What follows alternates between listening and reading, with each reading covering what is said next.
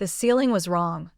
I stared up at the water stain on the plaster, shaped like a lazy crescent moon, the same one I'd traced 100 times during sleepless nights, and felt my heart stop.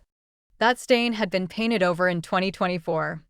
I knew because I'd been the one holding the roller brush, trying to distract myself from the fact that Veritchin had just been nominated for a Grammy using my song. My song, Fading Stars. The memory hit me like a freight train.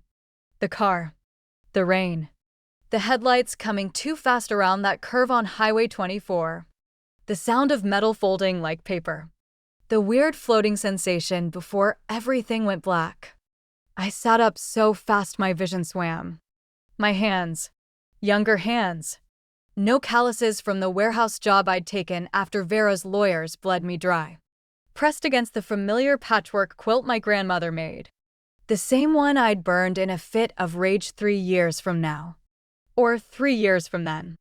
Or, time travel isn't real. I whispered to the empty room. My voice sounded different. Lighter. Less broken. The clock on my nightstand read 6:47 a.m. September 12th. September 12th. No. I lunged for my phone. An iPhone 12.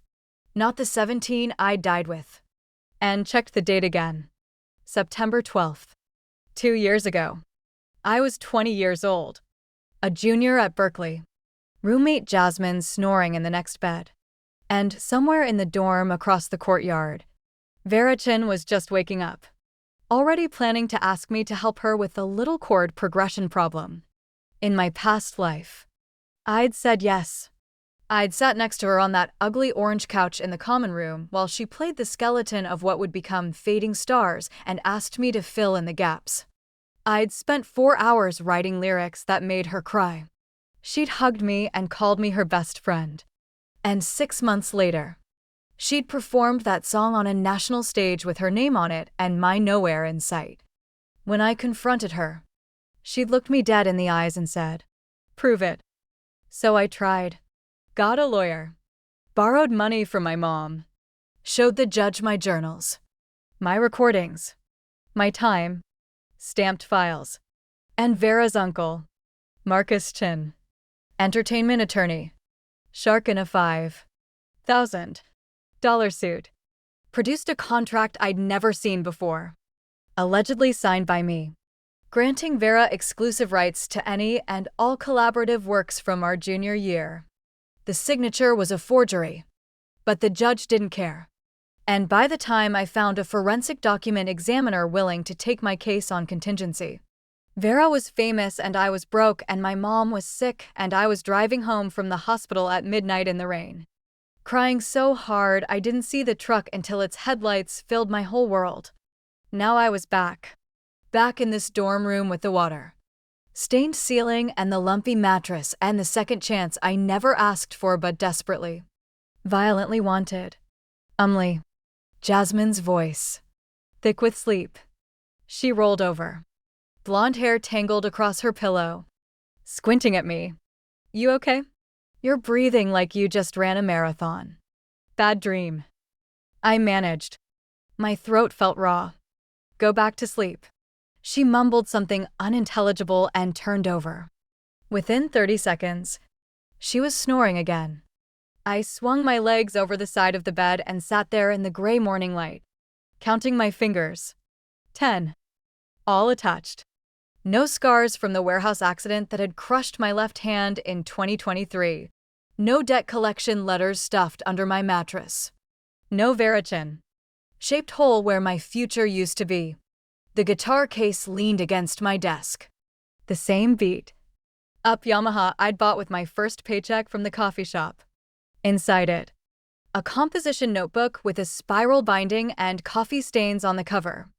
Inside that notebook, the lyrics to Fading Stars, written in my handwriting, dated September 12th, 11:47 p.m. I hadn't written them yet, but I remembered every word. Every chord, every breath. This time, Vera wouldn't touch them. This time, I'd make sure she couldn't. The knock came at 9:15 a.m.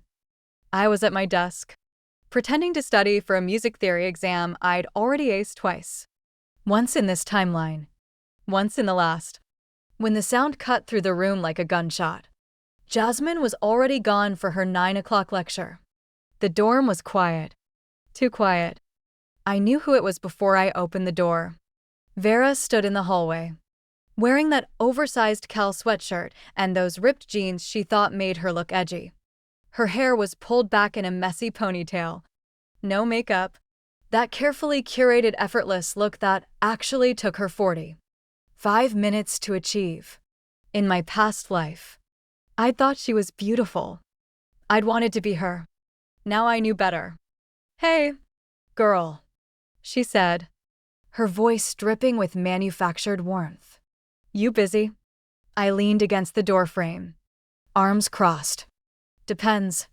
What do you need?" Something flickered across her face. Surprise? Maybe? In the old timeline, I'd always welcomed her with open arms. I'd made her tea. I'd asked about her day. I'd been so desperate for her approval that I would have handed her my soul if she'd asked nicely. She did ask nicely. Eventually. And I did hand it over. "Can I come in?" She tilted her head, deploying the puppy dog eyes that used to work on me every time. "I've been messing with something, and I really need your ear. You always know how to fix things." Fix things. That was what I'd been to her. A fixer. A ghostwriter. A musical vending machine she could shake until the good stuff fell out. I stepped aside. "Sure. Come in." She swept past me, all nervous energy and fake humility, and settled onto the edge of my bed like she owned it. Her guitar, a Martin I knew her parents had paid $5,000 for, rested across her knees. She strummed a few chords, the same progression I'd heard 1,000 times in my dreams. D minor, B, flat major, F major, C suspended, the skeleton of fading stars, bare bones, hollow, waiting for me to put meat on them. "So," she said, looking up at me with those big brown eyes, "I've got this melody. It's not much yet, but I feel like there's something there. You know, something special. I just can't figure out where it wants to go." I sat down at my desk chair, swiveled to face her. In my past life, I'd sat cross-legged on the floor next to her, guitar in my hands, building harmonies on top of her foundations like we were creating something together. We weren't. She was minding me. "Play it again," I said. She did. Slower this time, watching my face for reactions. When she hit the chorus, or what would become the chorus, once I'd rewritten it from scratch, she held the last chord and let it ring. "What do you think?" I thought about the night I died, about the way the rain had sounded on my windshield, about the last song on the radio before the impact. Fading Stars, performed by Vera Chin, playing on some syndicated top 40 station because she'd made it that big on the back of my work. "Honestly," I said, "I think it's basic." Vera's smile froze. "Basic. The progression is stock. D minor to B. Flat is in every sad girl song on TikTok. You need something unexpected. A twist." I stood up, walked to my desk, and pretended to rifle through some sheet music. I've actually got writer's block right now. Can't seem to come up with anything original. Maybe ask someone else. The mask slipped. Just for a second.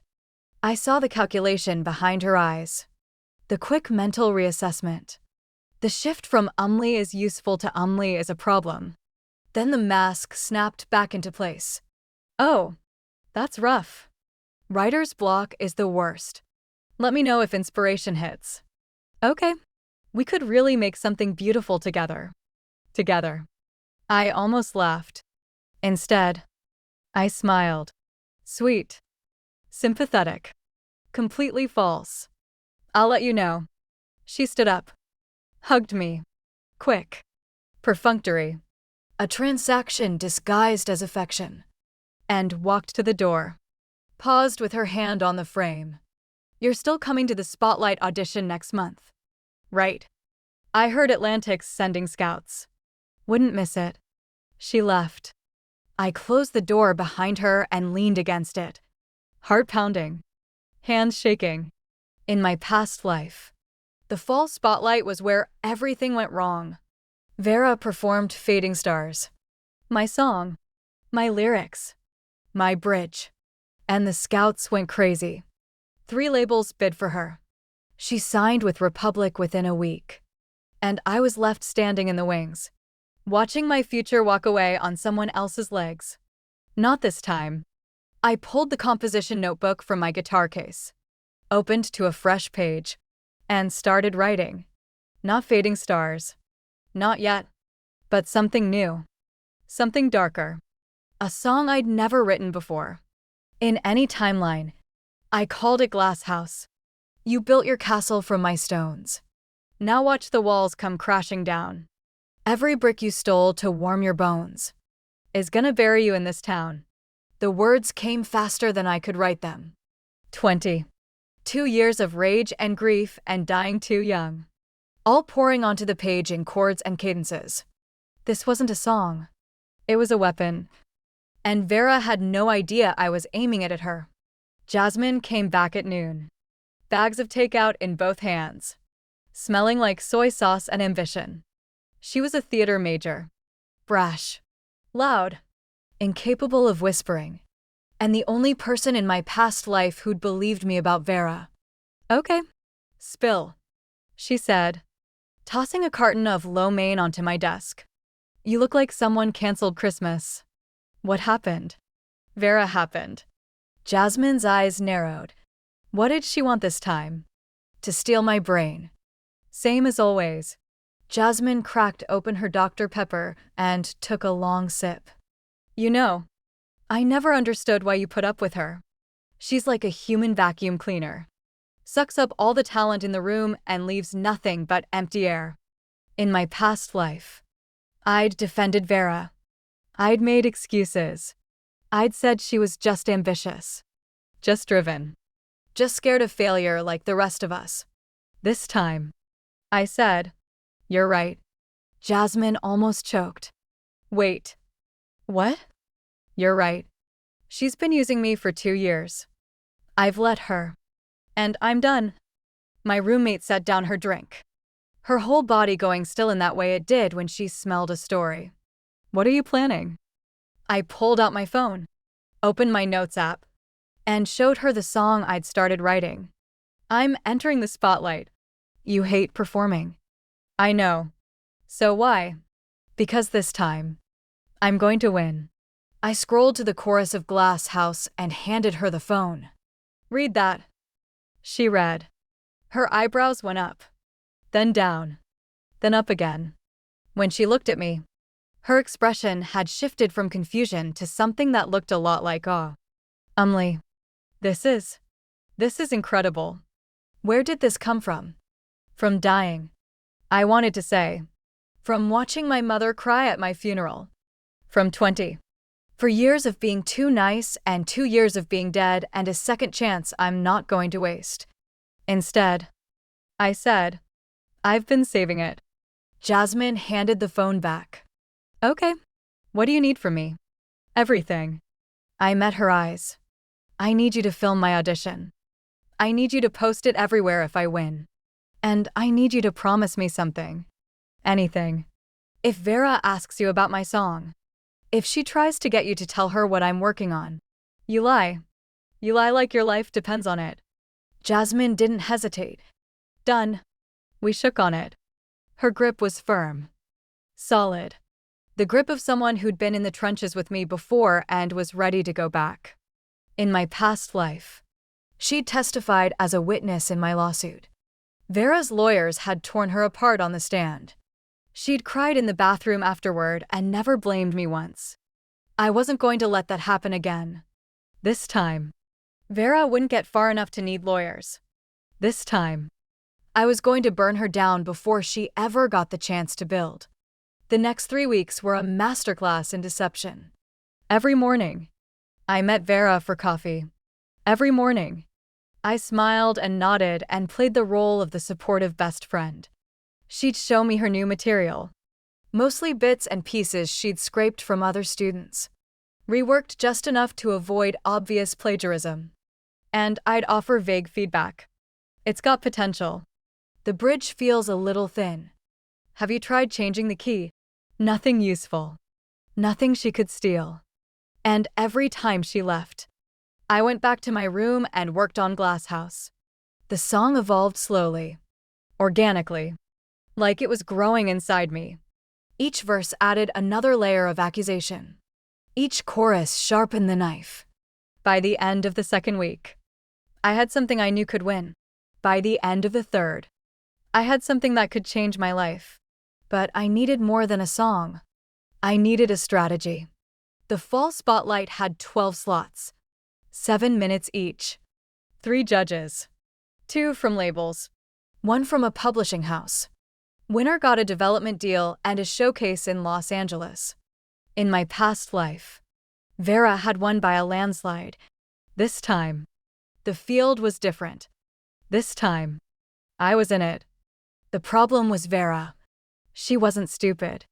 If she saw me as a threat, she'd find a way to take me out before the competition even started. I'd seen her do it before, spreading rumors about a girl named Chloe in our freshman year, the one who'd had a better voice and bigger dreams. Chloe had transferred after 1 semester. Vera had told everyone she couldn't handle the pressure. I knew the truth. Vera had told the department chair that Chloe was using performance-enhancing drugs. No evidence. Just a well-timed rumor and a few strategically placed doubts. By the time Chloe proved her innocence, the damage was done. So I couldn't let Vera see me coming. That meant playing dumb. Playing small. Playing the loyal sidekick who was just happy to be there. It was the hardest thing I'd ever done. "You're too good at this," Jasmine said one night, watching me practice my vacant smile in the mirror. "It's actually creepy. It's survival." She was sitting on her bed, laptop open, scrolling through the Spotlight registration page. "Registration closes Friday. You've signed up, right? Last week." "And Vera?" I shrugged. "She thinks she's signing up. But she's been so busy trying to figure out what I'm working on that she hasn't actually submitted her application." Jasmine laughed. "You're playing chess while she's playing checkers." Something like that. The truth was more complicated. In my past life, Vera had won the spotlight because she'd had fading stars. Because I'd given her fading stars. Without that song, she was just another talented singer with good instincts and mediocre originality. She could still win. She was charismatic, photogenic, and ruthless. But she wasn't unbeatable. And I was done letting her win. My phone buzzed. Vera's name lit up the screen. "Hey girl, you free tomorrow? I had an idea for that progression I wanted to run by you. Coffee at 10. I stared at the message, thumbs hovering over the keyboard. In my past life, I would have said yes immediately. I would have canceled my plans, shown up early, spent 2 hours helping her polish a song she'd claim as her own. "Can't tomorrow." I typed back, rehearsing for Spotlight. Rain check. The 3 dots appeared immediately, then disappeared, then appeared again. "Wait, you're actually performing. I thought you had stage fright. Stage fright's over." I wrote, "See you at auditions." I put down the phone and looked at Jasmine. She knows. Knows what? That I'm not just her backup singer anymore. I picked up my guitar and played the opening chord of Glasshouse. Low, resonant, menacing. Let the games begin. The coffee shop was called Grounds for Divorce. A joke that had stopped being funny around 2019, but persisted because the owner refused to change the name. It sat on the corner of College and Ashby, all exposed brick and mismatched furniture. And it was where Vera and I had held most of our collaboration sessions in the old timeline. I got there at 9:45, 15 minutes early. Old habit. In my past life, I'd always been the first to arrive. The one who ordered our drinks. The one who made sure everything was perfect so Vera could focus on being brilliant. This time, I ordered just for myself. A chai latte. Extra hot. Because it was October and Berkeley was already pretending to be cold. I took the corner booth, the one with the good lighting and the outlet for my laptop, and started working on Glass House. The bridge was giving me trouble. It needed to escalate, to build towards something explosive. But every version I tried felt either too angry or too sad. The song wasn't just about revenge. It was about grief. About losing something you never really had. About waking up in a different life and realizing the person you hated most was someone you used to love. I was so deep in the lyrics that I didn't hear Vera come in. Didn't see her until she slid into the booth across from me. All smiles and nervous energy. Her Martin case bumping against the table. "Hey, girl." She flagged down the barista without looking. "Medium oat milk latte with extra caramel. Please." The barista, a kid with purple hair and a septum piercing, jotted it down. I noticed she didn't look happy about it. In my past life, I'd have felt bad for her. Now I just felt tired. "Thanks for meeting me," Vera said, leaning forward with her elbows on the table. "I know you're busy with spotlight prep. I really need your ear on something." I closed my laptop. "Sure. What's up?" She pulled a folded piece of paper from her pocket. Handwritten lyrics. I could tell. And smoothed it out on the table. "I've been working on this song for the competition. It's not done yet, but I think it's good. Like, really good. And I wanted to see what you thought before I committed to it." She pushed the paper toward me. I looked down at the lyrics. Velvet Lies. The title hit me like a slap. In my past life, Vera had never written a song called Velvet Lies. She'd never needed to. She'd had Fading Stars, and then she'd had Fame, and then she'd had a team of professional songwriters who did all the heavy lifting while she smiled for cameras and accepted awards she didn't deserve. But this timeline was different. This timeline, I'd kept Fading Stars to myself. This timeline, Vera was desperate. I read the lyrics. They weren't bad. Not great. But not bad. The melody she'd scribbled above the words was generic. AIV6. For progression that had been stale since 2015. The bridge meandered. The chorus didn't land. It was the work of someone who'd spent years coasting on other people's talent and was only now realizing she didn't have any of her own. "What do you think?" Vera asked, watching my face. I took a breath. In my past life, I would have fixed it. Would have rewritten the bridge. Sharpened the lyrics. Tightened the melody. Would have given her everything I had and asked for nothing in return. Not this time. Honestly. I pushed the paper back to her. "It's got potential, but it's not ready." Vera's smile tightened. "What do you mean?" "The progression is safe. You're not taking any risks. And the lyrics." I paused, choosing my words carefully. "They feel like you're trying to write what you think people want to hear instead of what you actually feel." Her expression flickered. I'd hit a nerve. "Good. Okay," she said slowly. "So, what would you change?" I shrugged. "Everything. But I can't write it for you. I'm not asking you to. You kind of are." I met her eyes. "You've been asking me to write your songs for 2 years. Vera, every time you get stuck, you come to me. Every time you need a bridge or a chorus or a hook, you show up at my door with that look on your face. And I give it to you. Every single time." She opened her mouth to deny it, then closed it. For a second, I saw something real in her eyes. Shame. Maybe. Or guilt. Or just the fear of being caught. Then the mask came back. "You're right," she said. And her voice was soft. Almost vulnerable. "I've leaned on you a lot. More than I should have. But that's because you're good. You're really good. And I just want to be good too. It was a good performance. Almost convincing. In my past life, I'd have believed her. What are you asking me for? Exactly. She reached across the table and took my hand. Her fingers were cold. I'm asking you to help me. One last time. Write something for me. Something original. Something that can win. And I'll split everything with you. Credit. Publishing. The whole deal. 50-50. I let her hold my hand for a moment. Let myself feel the warmth of her skin. The desperation in her grip. In another life, I'd have said yes. I'd have spent the next 2 weeks pouring my soul into a song she'd claim as her own. I'd have watched her perform it on a stage that should have been mine. And I'd have told myself it was worth it because she was my friend. 50-50. I said. 50-50. Her eyes were bright. Eager.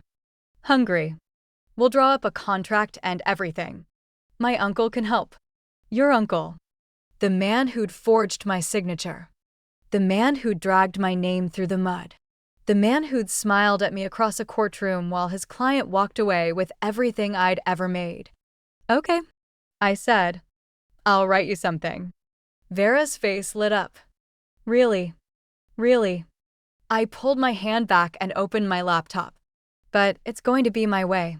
My lyrics. My melody. My production. You just perform it. And we split everything down the middle. No fine print. No creative differences clauses. Just 50-50. She hesitated.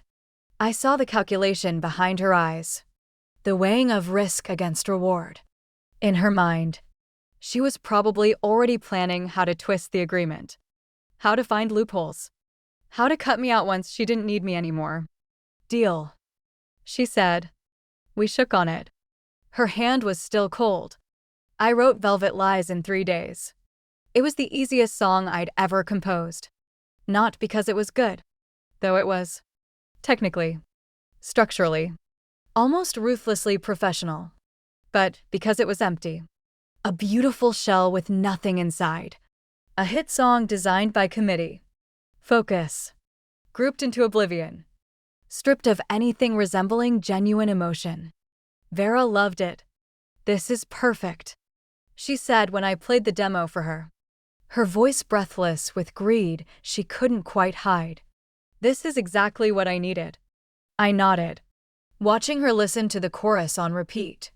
She was already imagining herself on stage, already picturing the scouts' faces, already spending the advance money she hadn't earned yet. One condition, I said. She looked up. What? You perform this song at the Spotlight. Not Glass House. Not anything else. Just this. Of course. She said it too quickly. Why would I perform anything else? I didn't answer. Because I knew what she was thinking. That she could perform Velvet Lies and still have something else in her back pocket. That she could use my song as her safety net and still compete with whatever she'd stolen from someone else. But I'd already thought of that. Vera, I said, I want you to sign something. Her smile flickered. What kind of something? I pulled a document from my bag. A simple agreement. Drafted by a student in the pre-law program. No fine print. No hidden clauses. Just 4 paragraphs stating that Verachin would perform Velvet Lies as her sole entry in the Fall Spotlight competition and that any deviation from this agreement would void the 50-50 split and grant Umley full ownership of the song. This is extreme, Vera said, reading through it. You don't trust me. No, I thought. I know exactly what you are. I trust you, I said, but I've been burned before. You understand. She stared at me for a long moment. Then she signed. I watched her hand move across the page, watched the pen scratch her name onto the line, and felt something cold settle in my chest. This was the moment. The trap was set. Vera had just agreed to perform a song designed to lose. A competent, forgettable piece of pop music that would never win a competition full of artists with real fire in their veins.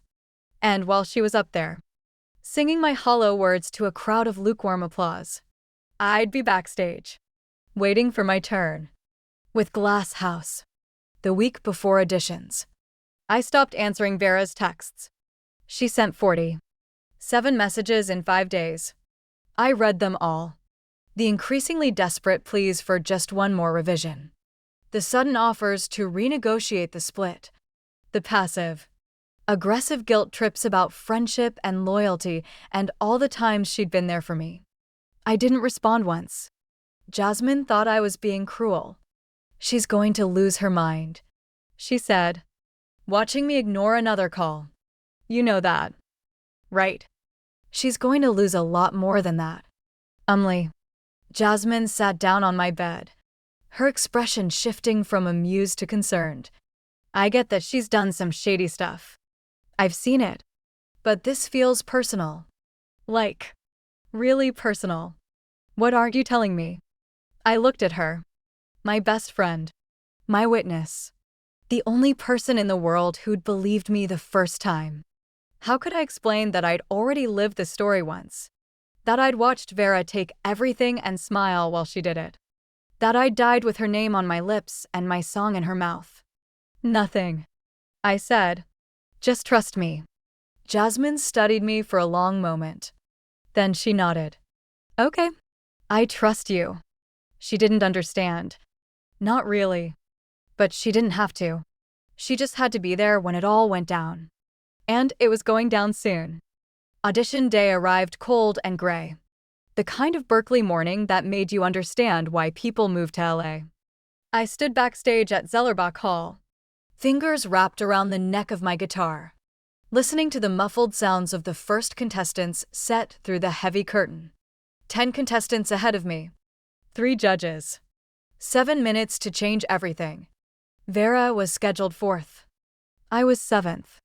I found her in the green room, pacing in circles, her face pale beneath her makeup. She was wearing a silver dress that caught the light. A deliberate choice.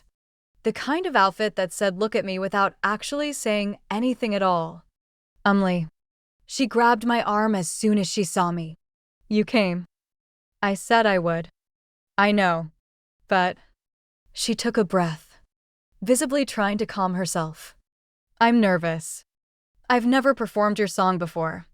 What if I mess up? What if they don't like it? They won't like it. I thought. That's the point. You're going to be fine. I said. Just breathe. Trust the song. She hugged me. Sudden. Fierce. Almost desperate. Thank you. For everything. I know I don't say it enough. But you're the reason I'm here. You've always been the reason. I hugged her back, feeling the warmth of her body, the tremor in her shoulders. In another life, those words would have meant something. In another life, I would have cried. Break a leg, I said. She smiled, nodded, and walked toward the stage. I watched her go, then pulled out my phone and texted Jasmine. She's up. Start recording. Jasmine's reply came immediately. Already on it. You ready? I looked at my guitar, at the setlist taped to the inside of my case, at the words I'd written in the dark, the ones Vera had never seen, the ones that were about to tear down everything she'd built. Born ready. I typed back, and then I waited for the music to start. Vera's set lasted 6 minutes and 30 seconds. I know because I counted everyone. She opened with Velvet Lies exactly as I'd written it. Clean. Polished. Aggressively professional. Her voice was strong. Her stage presence magnetic. Her smile perfectly calibrated to make the audience feel like she was singing just for them. The judges nodded along. The crowd applauded politely. It was a good performance. It wasn't a great one. I watched from the wings, hidden behind the curtain, studying the judges' faces. The woman from Atlantic, Samantha Knight, early 40s, sharp cheekbones, sharper eyes, was writing something on her clipboard. Not a lot of something. A few words. Maybe a number. Her expression was neutral, almost bored. The man from Republic. Derek Vance. 35. Famous for discovering the last big boy band. Was checking his phone. Actually checking his phone. During a performance. The publishing house rep.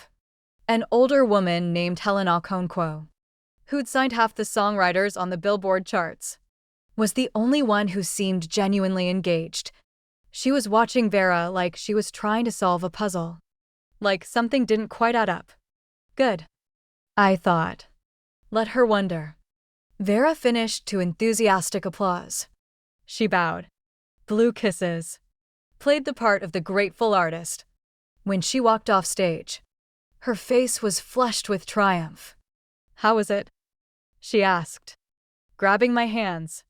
Was it okay? Did they like it? You were great, I said. Really? You did the song justice. More than it deserved. I didn't add. She beamed. I'm going to go talk to the Atlantic rep. Wish me luck. She disappeared into the crowd of backstage staff and waiting contestants, leaving me alone with my thoughts and my guitar. I had 3 performances before my turn. 21 minutes to prepare for the moment that would change everything. I sat down on an equipment crate, closed my eyes, and ran through Glass House in my head. The opening chords, the first verse, the bridge that had taken me 2 weeks to perfect, the final line, the one I'd written at 4 in the morning, the one that still made my chest ache every time I sang it. You should have let me keep my song. Hey! I opened my eyes. Jasmine was standing in front of me, phone in hand, looking nervous. What's wrong? Nothing's wrong. She bit her lip. Vera's talking to Samantha Knight. Like, really talking. She's been in her ear for 10 minutes. I stood up, stretched my shoulders. Let her talk. She's pitching herself. Hard. I heard her say she has exclusive material that's going to change the game. She does have exclusive material, I said, picking up my guitar. My exclusive material. The one I wrote to lose. Jasmine stared at me. You knew this would happen. I counted on it. I checked my watch. 2 performances left. 14 minutes. Vera can't help herself. She sees an opportunity. She takes it. It's who she is. And you're okay with that. I thought about the contract Vera had signed. The one that bound her to perform Velvet Lies and nothing else. The one she'd already forgotten about in her rush to impress the scouts. I'm more than okay with it, I said. I'm counting on it. The 5th contestant was a kid named Marcus. A freshman with a voice like honey and 0 stage presence. He sang a cover of a Billie Eilish song and forgot half the words. The applause was pitying. The 6th was a duo. 2 girls who called themselves the Echoes, who performed an original about heartbreak that was technically impressive and emotionally dead. The judges looked politely interested. No one checked their phone. And then it was my turn. The stage manager found me in the wings. Face flushed. Headset askew. You're up. You have 7 minutes. Don't go over. I nodded, adjusted the strap of my guitar, and walked into the light. The auditorium held 400 people. It felt like 4 million. I'd performed before. In coffee shops. At open mics. For classes where everyone was too busy judging each other to actually listen. But this was different. This was the stage where Vera had launched her career in my past life. This was the stage where she'd taken my song and turned it into her future. This time, it was mine. I sat down on the stool they'd placed center stage, positioned the microphone, and looked out at the crowd. Somewhere in the front row, I saw Jasmine. Phone raised, recording every second. Somewhere in the wings, I knew Vera was watching. Probably confused. Definitely worried. Hi, I said. I'm Umli. This is an original called Glass House. I started to play. The opening chords were soft, almost gentle. a stark contrast to the fury of the lyrics. I'd designed it that way. Lull them into comfort, then hit them with the truth. You came to me with empty hands, said you needed something you could claim. I gave you fire. You gave me plans to burn my name right off the frame. The first verse landed like a punch. I saw a few people in the crowd exchange glances, already trying to figure out who the song was about. The judges leaned forward, suddenly interested. You wore my skin like a second coat, told the world that you found it yourself. I watched you hang my heart on a silver note and put my soul on a sail. Price shelf. The second verse built momentum, the chords growing darker, my voice growing harder. I wasn't singing anymore. I was testifying, living in a glass house, throwing stones. Every pretty lie you've ever told is a crack in the window, a break in the bone, and everybody's watching when you lose control. The chorus exploded out of me, not screamed, but pushed, forced, dragged from somewhere deep in my chest where I'd buried all the rage of the last 2 years. The crowd was on their feet now. Not all of them, but enough. I saw Samantha Knight put down her clipboard and just watch. You should have let me keep my song. You should have let me walk away, but you had to prove that you belonged, so you took the music and you threw away the play. The bridge was the hardest part. Not because it was technically difficult, though it was. A key change that required every ounce of my breath control, but because it was true. Every word, every chord, every accusation. I died once, but I came back with a melody you couldn't kill, and every time you try to crack my bones, my voice, my iron will, I'll be standing right here, singing clear that the only ghost you need to fear is the one you made when you disappeared and left me drowning in your souvenir. The last chord rang out, suspended, unresolved. The silence that followed was absolute. 3 seconds, maybe 4, where no one breathed, no one moved, no one blinked. Then the noise hit. Applause, screaming, whistles, stomping. 400 people on their feet. Not polite, clapping, but losing their minds. I saw Jasmine crying. I saw Derek Vance from Republic actually standing, actually clapping. Something I'd never seen him do in either timeline.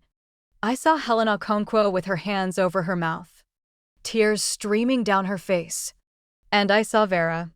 She was standing in the wings, frozen, her face a mask of disbelief and dawning horror. She'd heard the lyrics. She'd understood them. Every single word was a bullet, and she knew exactly where they'd hit. I held her gaze for one long moment. Then I smiled. Not sweet, not forgiving, but victorious. And walked off stage. Backstage was chaos. Contestants I'd never spoken to patted my back, shook my hand, told me my song had changed their lives. The stage manager was crying. The sound tech gave me a thumbs up from his booth. Even Marcus, the kid who'd forgotten his lyrics, came up to me with rimmed eyes and said, "That was the most real thing I've ever heard." I thanked them all, accepted their compliments, kept my eyes scanning for Vera. She found me first. Her voice was strange, flat, controlled, like she was holding something back with both hands. "We need to talk." "Sure." I leaned against the wall, crossed my arms.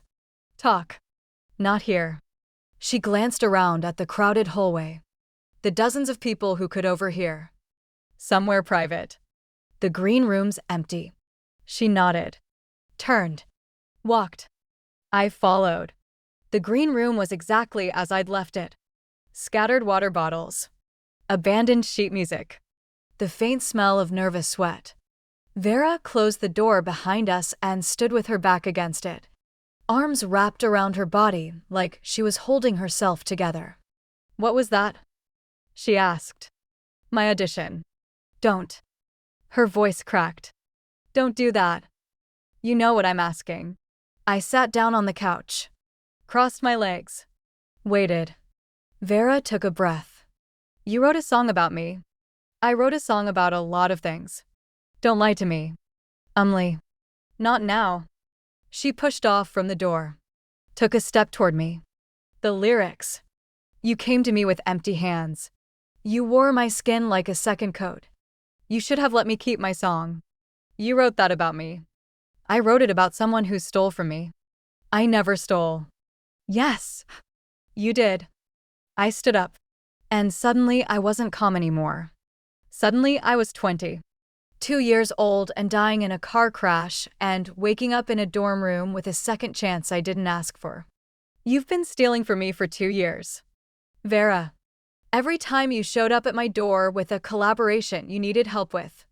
Every time I wrote lyrics you couldn't come up with. Every time I fixed your melodies and smoothed your transitions and made your songs sound like they were written by someone who actually had something to say. That's not. You're not a songwriter. Vera, you're a performer. A good one. Maybe even a great one. But you don't write. You collect. You find talented people and you take what they make and you put your name on it and you call it yours. I took a step toward her. And I let you do it. For 2 years. I let you do it. Because I thought you were my friend. Because I thought if I gave you everything, you'd eventually give me something back. Vera's face was pale. Her eyes bright with tears she was trying not to shed. I would have. I was going to. The contract. The contract was a joke. I laughed. And it came out bitter. Broken. You signed it because you thought you'd win anyway. Because you thought Velvet Lies was good enough to beat whatever I came up with. But it's not. It was never good enough. I wrote it to lose. Vera, I wrote it to be safe. And you fell for it. You fell for every single piece of it. Something shifted in her expression. The tears disappeared. The vulnerability vanished. In their place was something cold and calculating. The Vera I remembered from the courtroom. The one who'd watched me lose everything and felt nothing. You planned this, she said quietly. Every second. From the beginning. From the day I came to your room. From the moment you showed me that chord progression and pretended it was yours. I met her eyes. I know where you got it. By the way, the original. You took it from Chloe Morris's notebook before she transferred. I found the pages in your desk last spring. Vera went completely still. You thought I didn't know. I said. You thought no one would figure it out.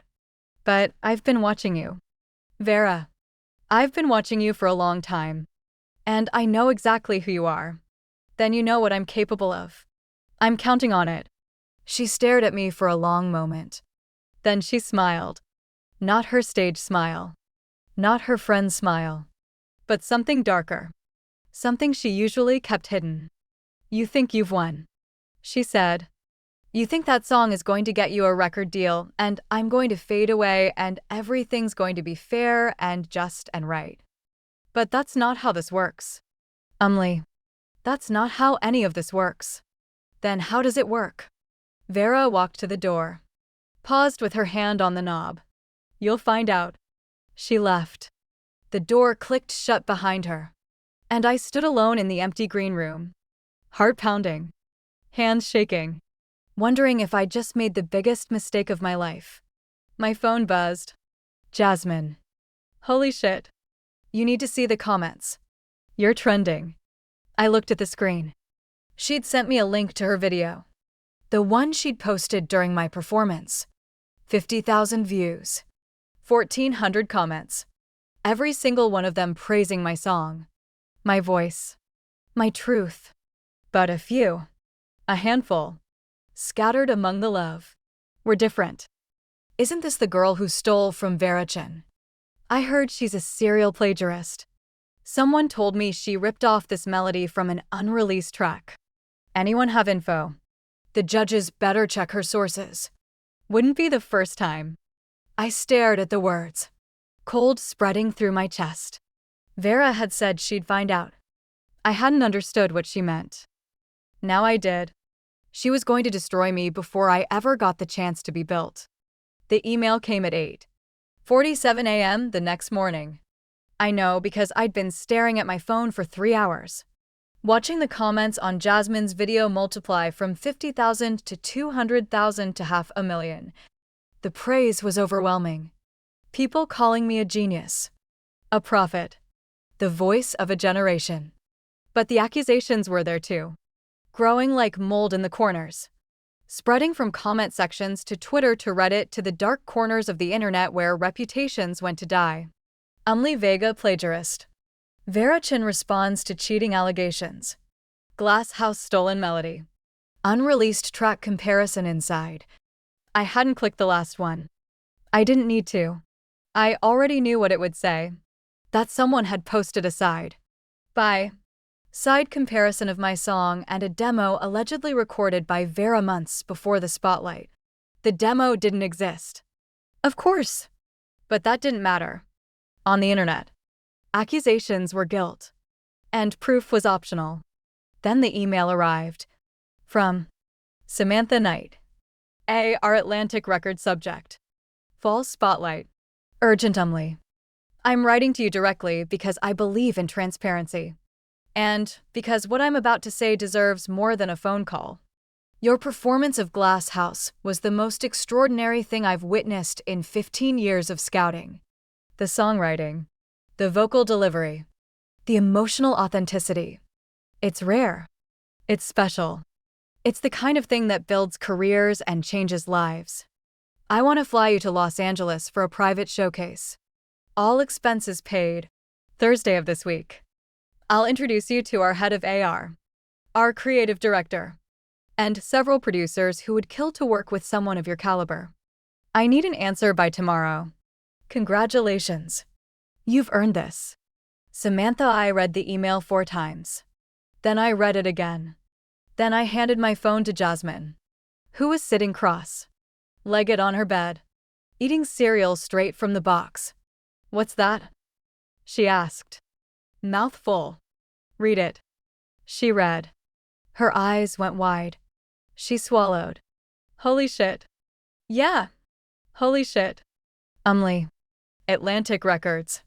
That's the actual Atlantic Records. That's like being discovered by God. It's like being discovered by a corporation with a history of exploiting young artists. But sure. I took my phone back. Read the email one more time. She wants me to fly to LA on Thursday. Thursday. That's 4 days from now. I know. So, what's the problem? You should be jumping up and down. You should be screaming. You should be. The problem, I said, is that Vera hasn't made her move yet. Jasmine set down her cereal. What do you mean? I mean, she told me I'd find out how this works. That was yesterday. Since then, someone's been posting accusations online that I stole Glass House, that I'm a serial plagiarist, that Vera has evidence she hasn't released yet. And now Atlantic wants to fly me to LA, which means the accusations are going to get louder. Because the only thing the internet loves more than building someone up is tearing them down. So, what are you going to do? I looked at my phone, at Samantha's email, at the future that was finally, impossibly, within reach. I'm going to LA, I said. But first, I'm going to call Vera. She didn't pick up the first 3 times. The 4th time, she answered on the first ring. Her voice was calm, controlled, utterly unsurprised to hear from me. I was wondering when you'd call. You know why I'm calling. I have a guess. I heard her moving. Heard the click of a door closing. You want to talk about the internet. I want to talk about the accusations. The ones you planted. I didn't plant anything. Her voice was smooth. Reasonable. Infuriating. I simply provided context. There are people out there who care about artistic integrity. People who want to make sure credit goes where it's due. If they've drawn conclusions based on information I've shared, that's not my responsibility. That's not going to work. It already is working. I heard her smile. Check your mentions. Half the comments on your video are about plagiarism. The music blogs are picking it up. By tomorrow, every label in town will be asking questions. And Atlantic. Well, they're not going to fly out an artist with a scandal hanging over her head. Are they? My stomach turned to ice. You already know about the offer. Of course I know. Samantha Knight told me herself. She came to find me after your performance. Said she was impressed by Velvet Lies. Asked if I had more material. Vera's voice dropped. Confidential. Almost kind. She offered me a showcase too. Same day. Same room. They're flying us both out. Both? The word hung in the air between us. Heavy and poisonous. You're going to sabotage me in LA. I said. In front of the people who matter. I'm going to let the truth speak for itself. A pause. Look. Umli. I don't want to fight with you.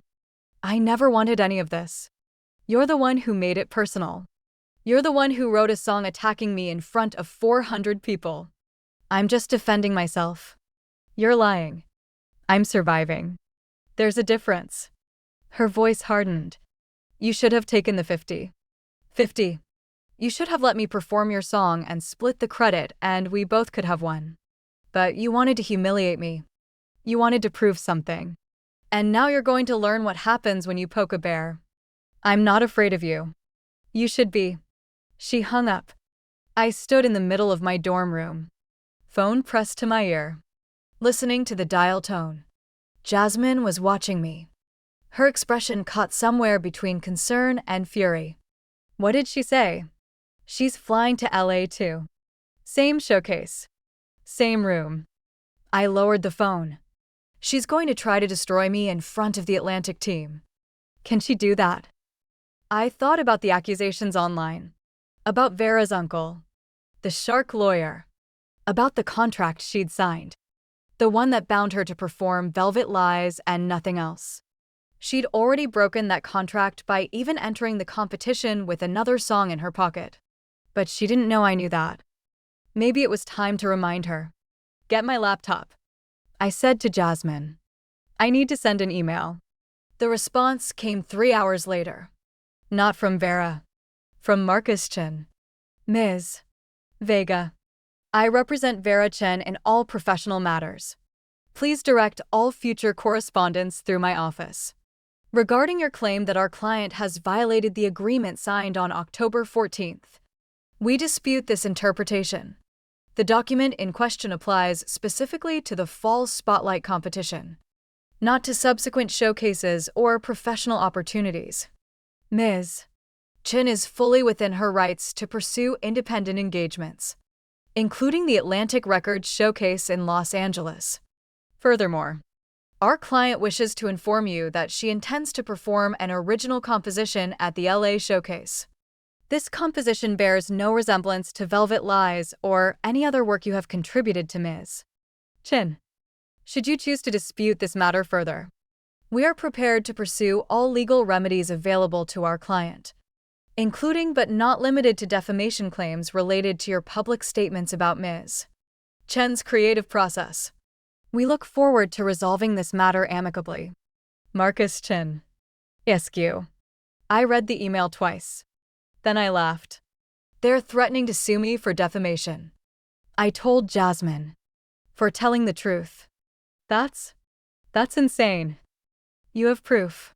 You have journals. You have recordings. I have proof that I wrote Glass House. I have proof that Vera asked me to write Velvet Lies. I don't have proof that she stole Fading Stars or any of the other songs she's taken over the years.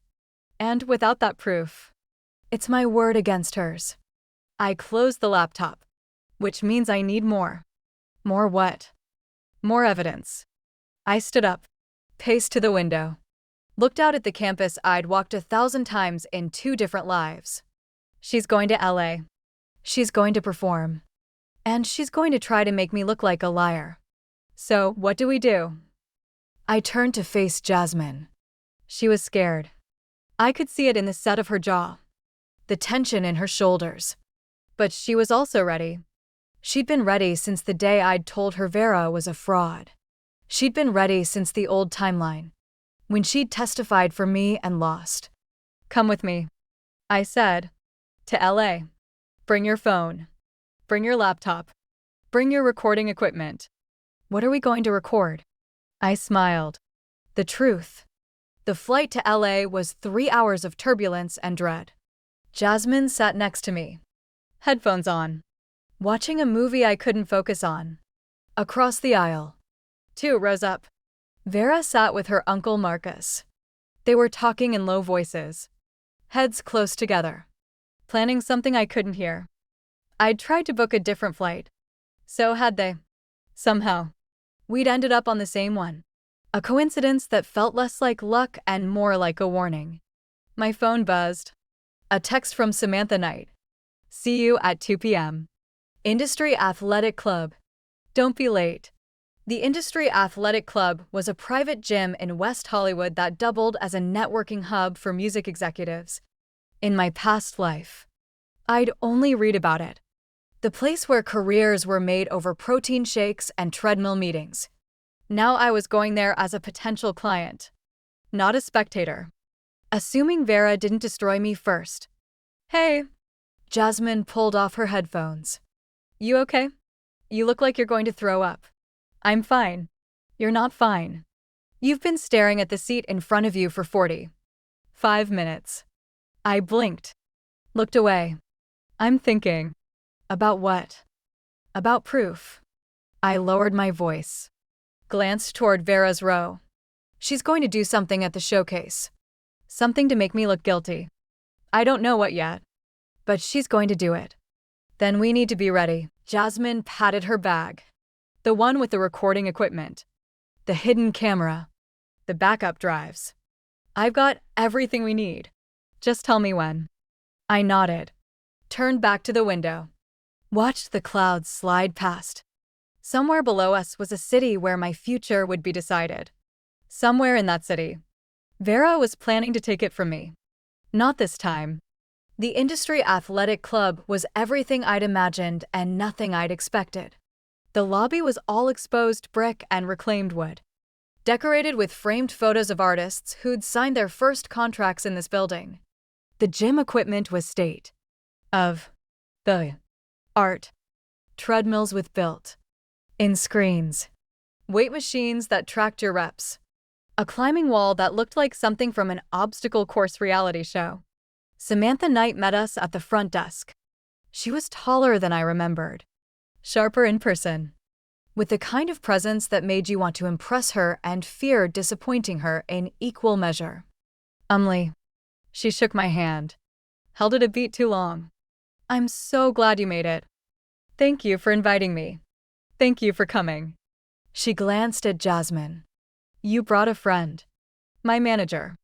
The word felt strange in my mouth. But Jasmine straightened like she'd been waiting her whole life to hear it. Jasmine Torres. Nice to meet you. Samantha didn't offer to shake Jasmine's hand. Just nodded. Turned. Started walking.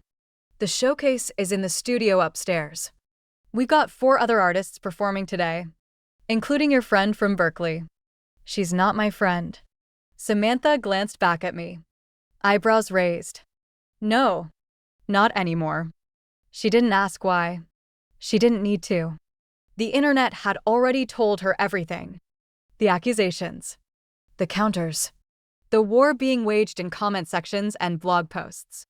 She'd invited us both because she wanted to see who would break. I wasn't going to break. The studio was a converted dance room with a small stage, good lighting, and rows of folding chairs for the executives. About 20 people were already seated. AR reps, producers, lawyers, assistants. In the front row, Marcus Chin sat with his laptop open, looking like a shark who'd smelled blood. Vera was backstage. I could hear her warming up, running scales. Her voice floating through the curtain like a warning. You're scheduled third, Samantha said, handing me a bottle of water. Vera's fifth. We'll do feedback after each performance. Any questions? Just one. I met her eyes. Why did you invite us both? Samantha smiled. Not warmly, but honestly. Because I wanted to see who would win. The first 2 artists were good. Not great, but good. A guy named Theo who played acoustic folk songs about his dead dog. A woman named Priya who sang R&B covers with a voice like honey and a face like a movie star. Both of them would probably get development deals somewhere. Neither of them would change the world. Then it was my turn. I walked onto the stage, guitar in hand, and looked out at the row of executives. Marcus Chin was staring at me with an expression I couldn't read. Samantha Knight was writing something on her clipboard. The others were waiting, expectant, hungry for something to believe in. I played Glass House. Not the version from the spotlight. The raw, angry, unpolished version I'd written in the dark. This was the finished product. The one with the orchestral arrangement in my head and the harmonies I'd spent weeks perfecting. The one that was going to make them forget every other artist they'd heard today. The room was silent when I finished. Then Samantha Knight started clapping. And everyone else followed. I walked off stage on shaking legs and found Jasmine in the hallway, phone in hand, eyes wide. "What?" I said. "Vera's not performing Velvet Lies." "What do you mean?" "She changed her set.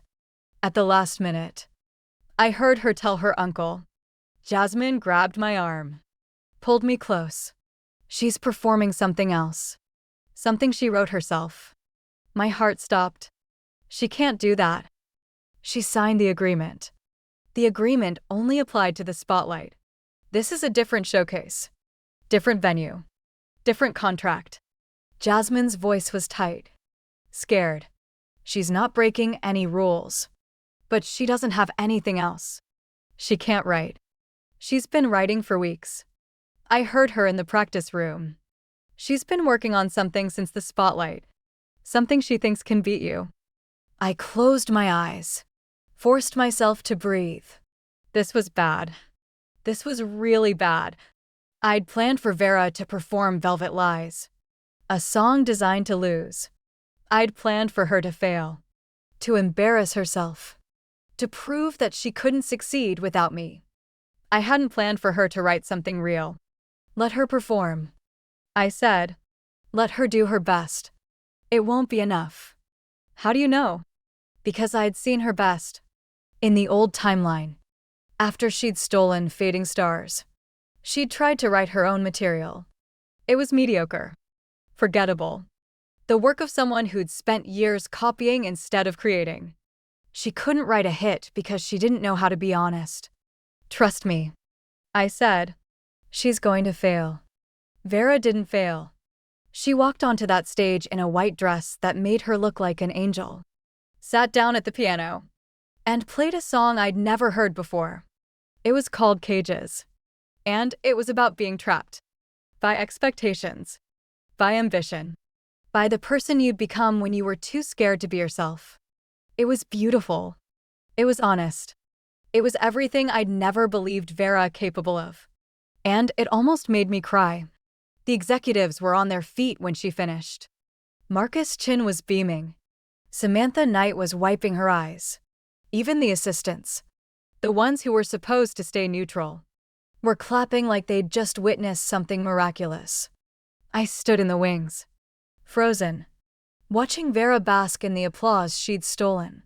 How? I thought. How did she do this? Then I saw her look at me. Just for a second. Just a flicker of her eyes. And I understood. She hadn't written that song. She couldn't have. The honesty in it. The vulnerability. The willingness to be ugly and scared and real. That wasn't Vera. Vera performed vulnerability. She didn't feel it. Someone else had written Cages. Someone who'd been trapped. Someone who'd known what it was like to lose themselves in the pursuit of success. Someone like me. But I hadn't written it. I'd never heard it before in my life. So who had? The answer came at the reception. I was standing by the buffet table, pretending to care about miniature quiches, when Marcus Chin appeared at my elbow. His smile was thin, professional, utterly without warmth. "Ms. Vega, I wanted to congratulate you on your performance. Very moving." "Thank you." I didn't look at him. "Your niece did well too." "She did." "Didn't she?" He picked up a glass of champagne, swirled it, Didn't drink. It's interesting. The song she performed, Cages. Do you know where she got the inspiration? From her own life. I assume. Her own life. He laughed. A short, ugly sound. Ms. Vega. My niece has never been trapped a day in her life. She's had everything handed to her. Tutors. Coaches. Connections. Money. The only cage she's ever known is the one she built herself. Out of fear that she wasn't good enough. I turned to look at him. Why are you telling me this? Because I want you to understand what you're dealing with. He set down his glass. Straightened his tie. Vera didn't write Cages. She bought it. From a songwriter in Nashville who needed rent money. It's not plagiarism if you pay for it. It's not theft if there's a receipt. My stomach turned. You're telling me your client cheated. I'm telling you that everyone cheats. The question is whether you get caught. He met my eyes. You didn't get caught. Ms. Vega. Not really. The accusations online are noise. They'll fade. But if you keep pushing, if you keep trying to expose my niece, I will make sure you regret it. Not because I'm cruel. Because I protect my clients. And Vera is my client. She's also your family. Family is just the first client you can't fire. He walked away, leaving me standing alone by the buffet table, surrounded by the sound of people celebrating a fraud. My phone buzzed. Jasmine. We got it. Got what? The recording. Vera admitted everything. To her uncle. In the hallway. While you were performing. She said she paid someone to write Cages. She said she was going to do the same thing for her album. She said, "Send it to me." The file came through a minute later. I found a quiet corner, put in my earbuds, and listened.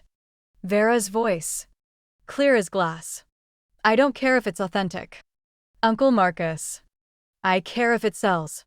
And Cages sells. So find me someone who can write 10 more just like it. I don't care what it costs. Marcus's voice. Smoother. You know the risks. If this gets out, it won't get out. Because anyone who talks gets paid. And anyone who doesn't take the money gets buried. Like Umli Vega. A pause. Then Vera's voice. Cold and final. Like Umli Vega. I pulled out the earbuds. Hands shaking. Heart pounding. I had her. I actually had her. I didn't post the recording immediately. Not because I was afraid, though I was, but because I wanted to be strategic. If I posted it too soon, it would look like revenge. If I waited too long, Vera would have time to spin the narrative. So I waited 4 hours. Long enough for the buzz from the LA showcase to fade. Long enough for the accusations online to reach their peak. Long enough for Vera to start believing she'd won. Then, at 9 a.m. on a Saturday morning, Jasmine posted the recording.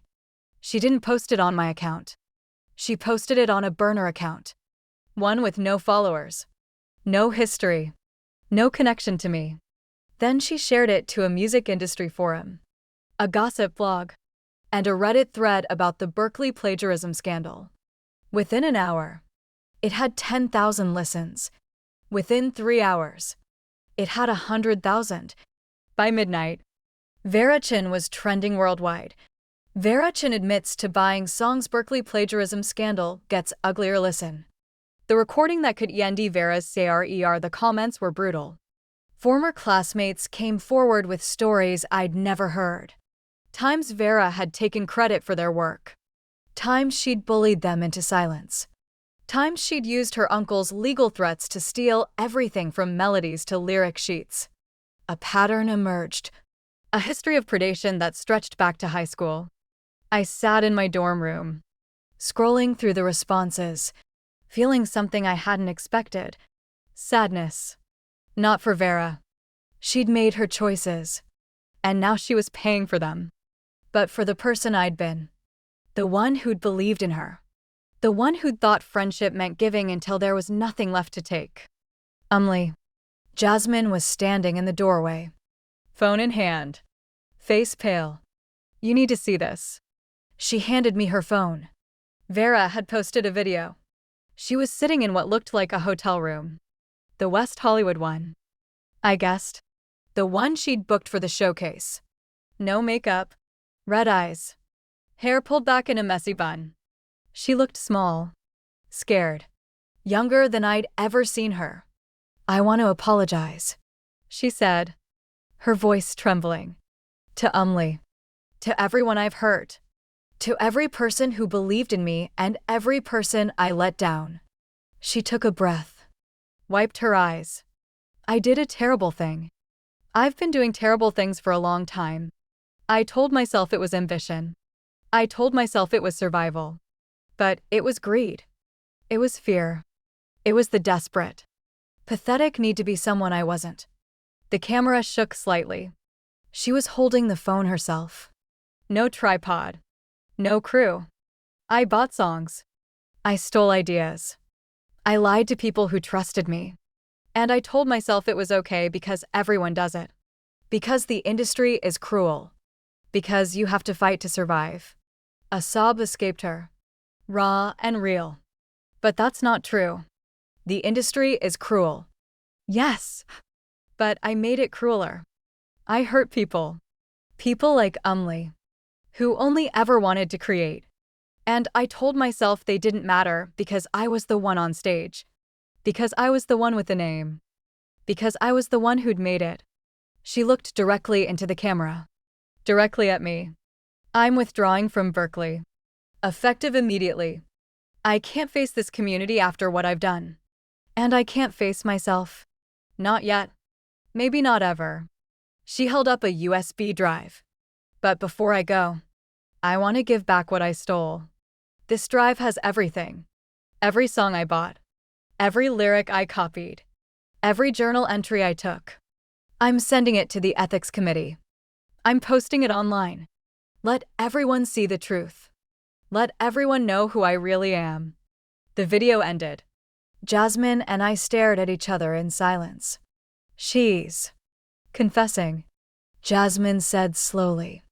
Actually confessing. Or she's performing. I played the video again, watching Vera's face, listening to the tremor in her voice. She's good at that. Performing. Do you think it's fake? I thought about the Vera I'd known in the old timeline. The one who'd come to my funeral. The one who'd cried in the back row while my mother watched. The one who'd never forgiven herself. According to my mother. The one who'd carried my ghost like a weight she couldn't put down. I don't know, I said, but I'm going to find out. My phone rang. Samantha Knight. Umli. Have you seen the video? Just watched it. What are you going to do? I leaned back in my chair. Stared at the ceiling. The water stain was still there. Shaped like a lazy crescent moon. In the old timeline. I'd painted over it. In this one. Maybe I'd leave it. A reminder. A marker of where I'd been. I'm going to call her. I said. Umli. I don't think that's. She needs to hear it from me. Whatever happens next. She needs to hear it from me. I stood up. Grabbed my keys. I'll call you back. Samantha started to say something else. But I hung up. Jasmine was watching me. Her expression caught somewhere between concern and admiration. You're really going to call her? I'm really going to call her. Why? Because in the old timeline, I died without saying goodbye. Without telling Vera that I forgave her. Or that I didn't. Or that I wish things had been different. I died with my anger and my grief and my unfinished business. And I'd carried all of it into this new life.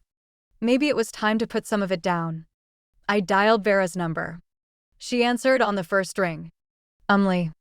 Vera. A long pause. I could hear her breathing. Unsteady. Like she'd been crying. You saw the video. She said. I saw it. Are you going to sue me? I hadn't thought about it. In the old timeline. I'd sued her. I'd lost. I'd spent 2 years and $20,000 on lawyers who couldn't prove what I knew in my bones. But this timeline was different. This timeline. I had the recording. I had the proof. I had everything I needed to destroy her. No, I said.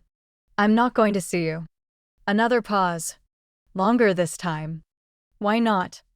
Because I'd already won. Because I had the contract with Atlantic. The album deal. The future I'd dreamed of.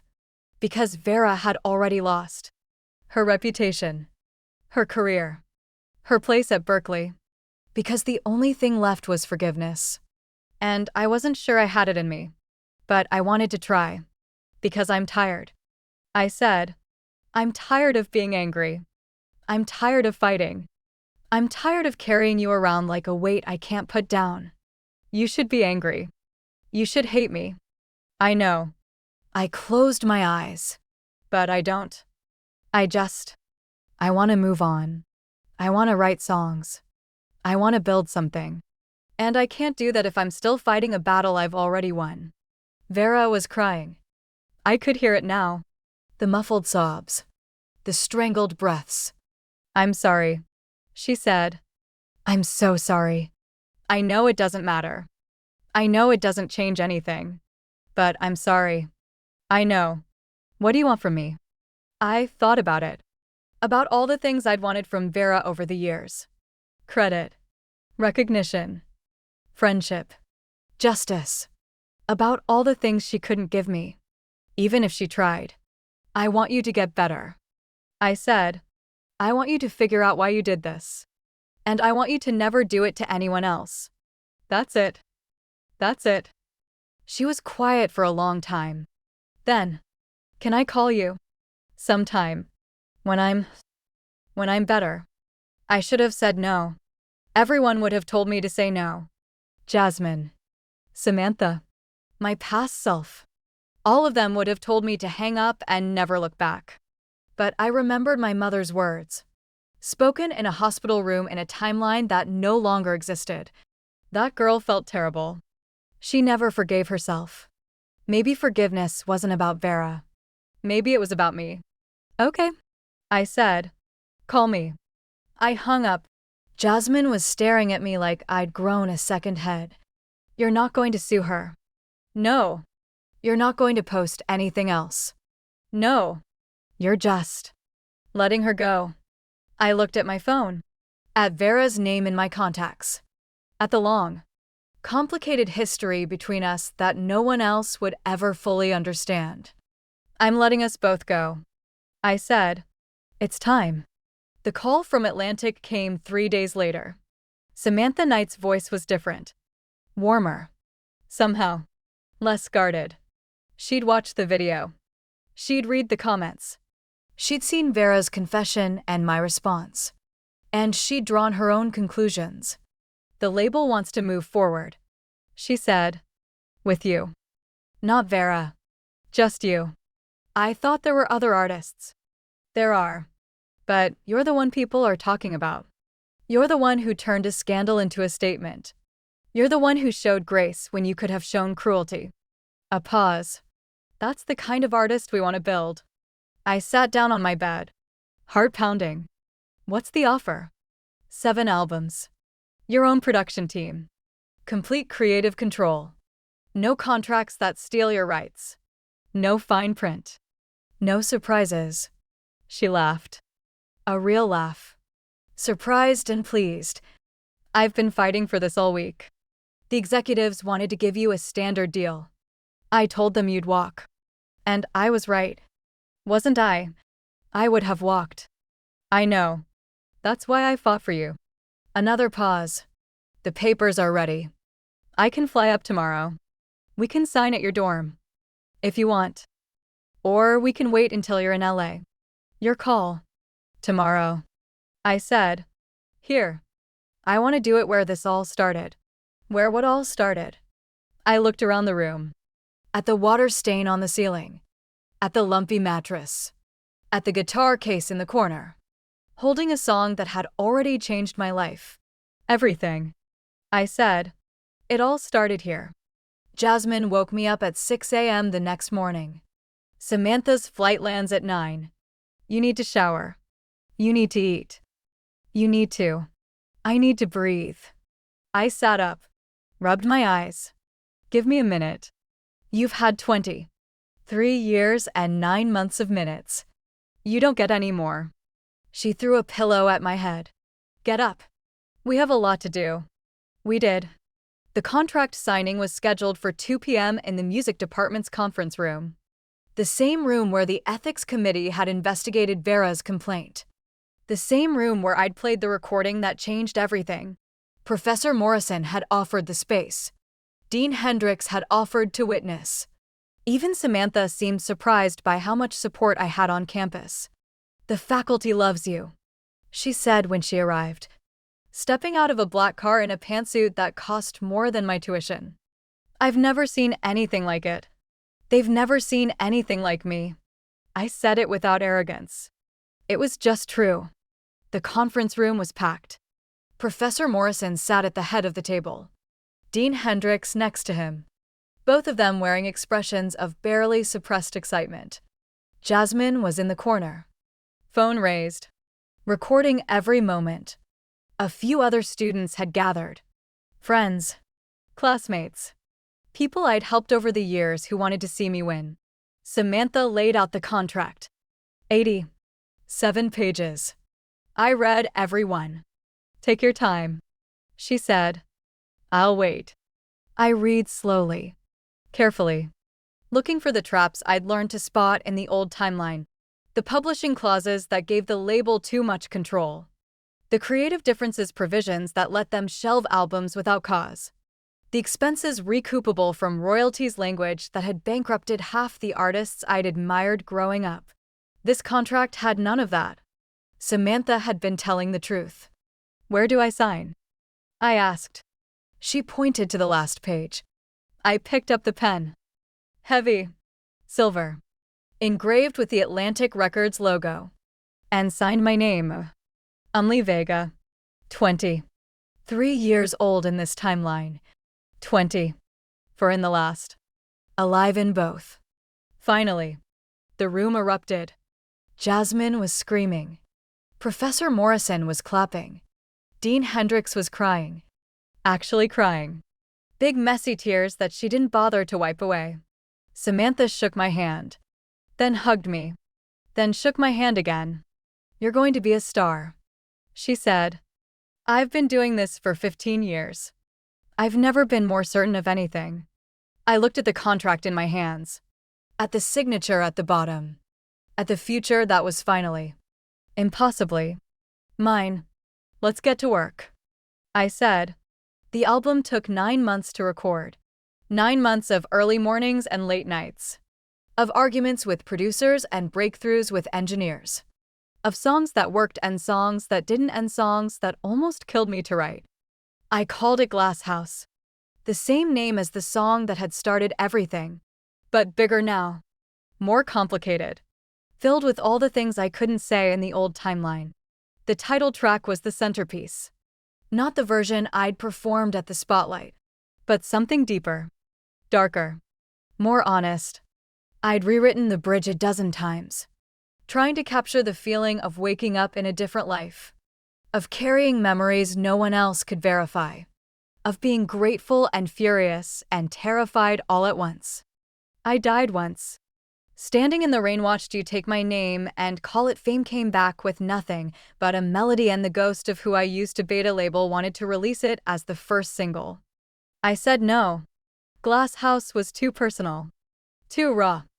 Too much of a confession to put out into the world without context. Instead, I released Velvet Lies.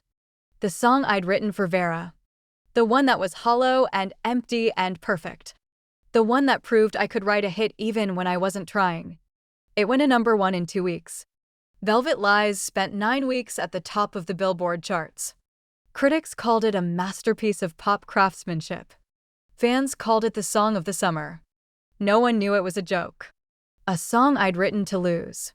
Repurposed as the opening track of an album about winning. I didn't tell them. Some secrets were worth keeping. The Grammy nomination came in November. Best New Artist. Best Pop Vocal Album. Record of the Year for Velvet Lies. 3 nominations. My first time at the podium.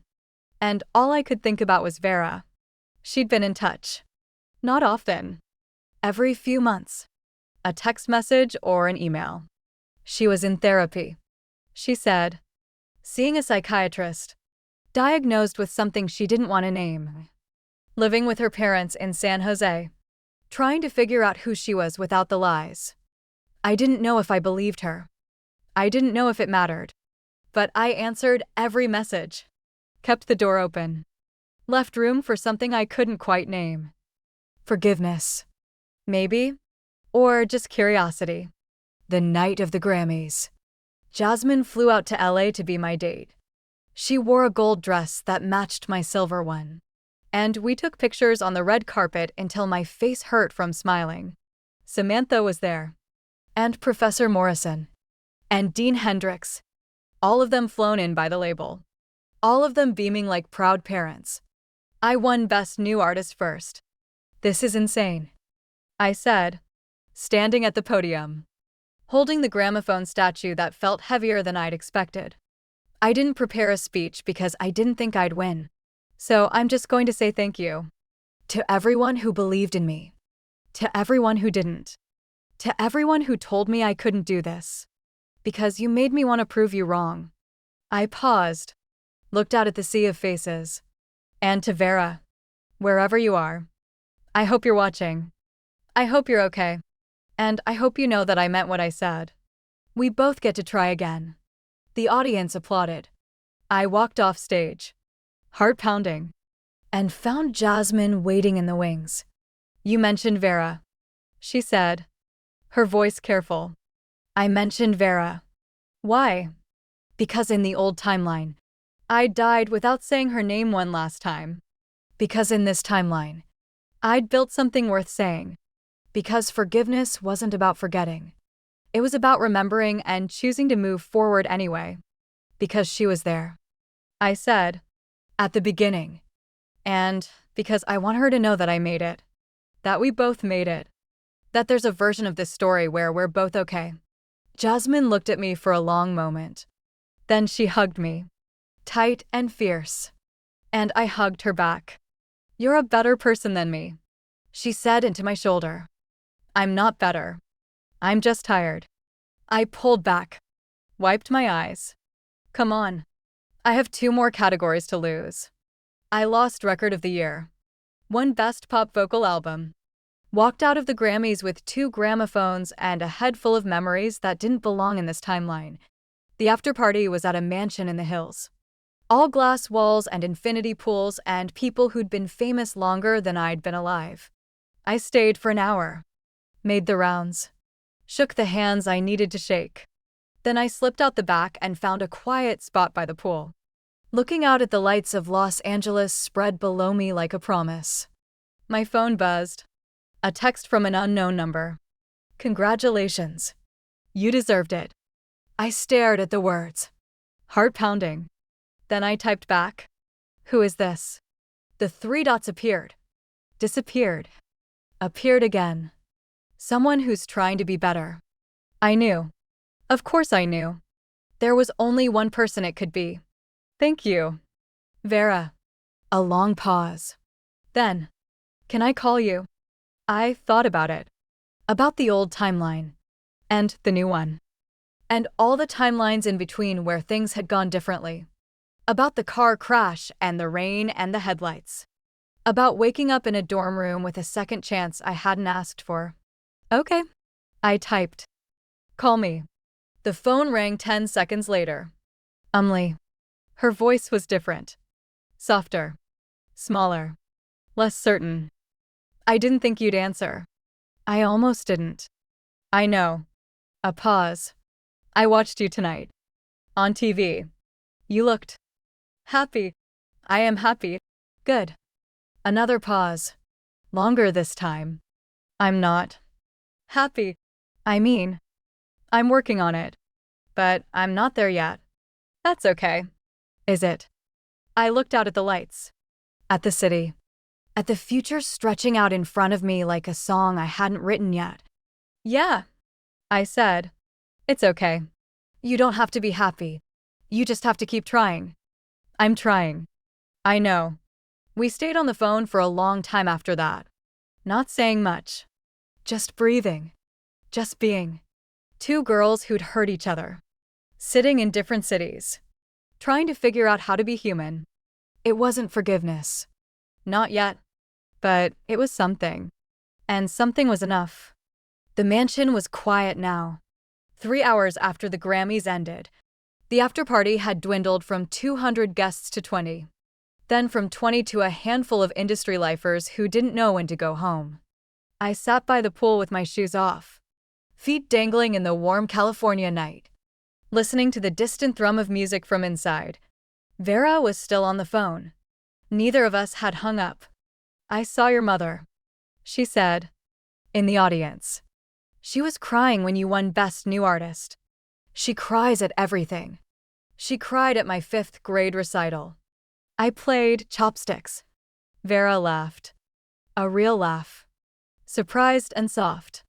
"I remember that recital. You wore a purple dress with too much glitter. Your mom kept waving at you from the front row." I froze. "You were at my 5th grade recital." A long pause. "We've known each other a long time. Longer than Berkeley. Longer than the spotlight. I was at your 10th birthday party. You were at mine. Our moms were friends before we were born." I didn't remember any of this. In the old timeline, I'd known Vera only from college. A girl I'd met in Music Theory 101. A friend who'd become a collaborator who'd become a thief. But now, listening to her talk, fragments of memory began to surface. A backyard party. A bounce house. 2 little girls fighting over a plastic microphone. Why don't I remember? I asked. Because you were 6. And because I wasn't important to you yet. Not like you were to me. Her voice dropped. Almost confessional. "I've been watching you my whole life. You were always the talented one. The one everyone noticed. The one who didn't have to try. And I was just there. In the background. Trying to be seen. That's not true. It is true. You just never noticed because you were too busy being brilliant." A bitter edge crept into her voice. "That's why I started taking your songs. Not because I wanted to hurt you. Because I wanted to be you. Even for a minute. Even if no one knew." I pulled my feet out of the pool. Hugged my knees to my chest. The water was cold. But not as cold as the truth Vera was telling. "You should have said something." I couldn't. How do you tell someone that you're drowning in their shadow? That every time they write something beautiful, you feel like you're dying. That you'd rather steal a piece of them than live with nothing of your own. I would have helped you. That's the problem. Her voice cracked. You would have helped me. You would have been kind. You would have given me everything and asked for nothing. And I would have taken it and hated myself even more. Because you're good. You're genuinely, painfully good. And I'm not. You're not bad. I'm not good either. I'm something in between. Something I'm still trying to figure out." A deep breath. "That's what I'm learning in therapy. That I don't have to be all one thing. That I can be the person who hurt you and also the person who wants to be better. That those 2 things can exist at the same time." I thought about my own therapy sessions. The ones I'd started after waking up in this timeline. The ones where I'd tried to explain that I'd already lived another life without sounding insane. My therapist thought I was dealing with intrusive memories and trauma responses. She didn't know I was dealing with the actual, literal, impossible truth. "I'm in therapy too," I said. "Good." Vera's voice softened. "We both need it." We sat in silence for a while, listening to each other breathe. The party was winding down inside. I could hear people saying goodbye. Car doors slamming. Engines starting. Soon it would be just me and the pool and the city lights and the ghost of a conversation I never thought I'd have. "Are you coming back?" I asked. "To music?" I don't know. My therapist says I should take it slow. Focus on why I want to create, not what I want to achieve." A pause. "But I've been writing. Just for myself. Little things. Nothing anyone will ever hear. Can I hear them? The silence that followed was so long I thought she'd hung up. Maybe, she said finally. Someday. When they're ready. I'd like that. Don't be nice to me. It makes it harder. Harder to what? Harder to hate myself. Another pause. I should go. It's late. And you have a career to get back to. Vera. I said her name like a lifeline. Thank you. For calling. For telling me the truth. Thank you for answering. She hung up. I sat by the pool for a long time after that, staring at my phone, feeling the weight of everything she'd said. Jasmine found me an hour later, wrapped in a borrowed jacket, shivering despite the heat. You okay? She asked, sitting down next to me. I don't know. Was that Vera on the phone? Yeah. Jasmine didn't ask what we'd talked about. She didn't ask why I was crying. She just put her arm around me and held on. The way she had in the old timeline. The way she always would. We should go home, she said. Back to Berkeley. Back to normal. I shook my head. There's no going back. There's only forward. Then let's go forward together. We stood up, walked through the empty mansion, and found a car waiting to take us to the airport. The sun was starting to rise over Los Angeles, painting the sky in shades of pink and gold. A new day. A new life. A new song I hadn't written yet. The first album cycle took 18 months. 18 months of interviews and photo shoots. Of tour buses and hotel rooms. Of screaming crowds and exhausted nights. I played Glass House in 37 cities. I signed autographs until my hand cramped. I smiled for cameras until my face hurt. And every night, after the show, I went back to my hotel room and wrote. Not hits. Not singles. Not the polished, marketable songs the label wanted.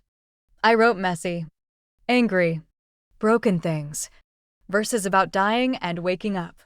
About memories that didn't belong. About the strange loneliness of carrying a secret you couldn't tell anyone. Jasmine read them sometimes. When I let her.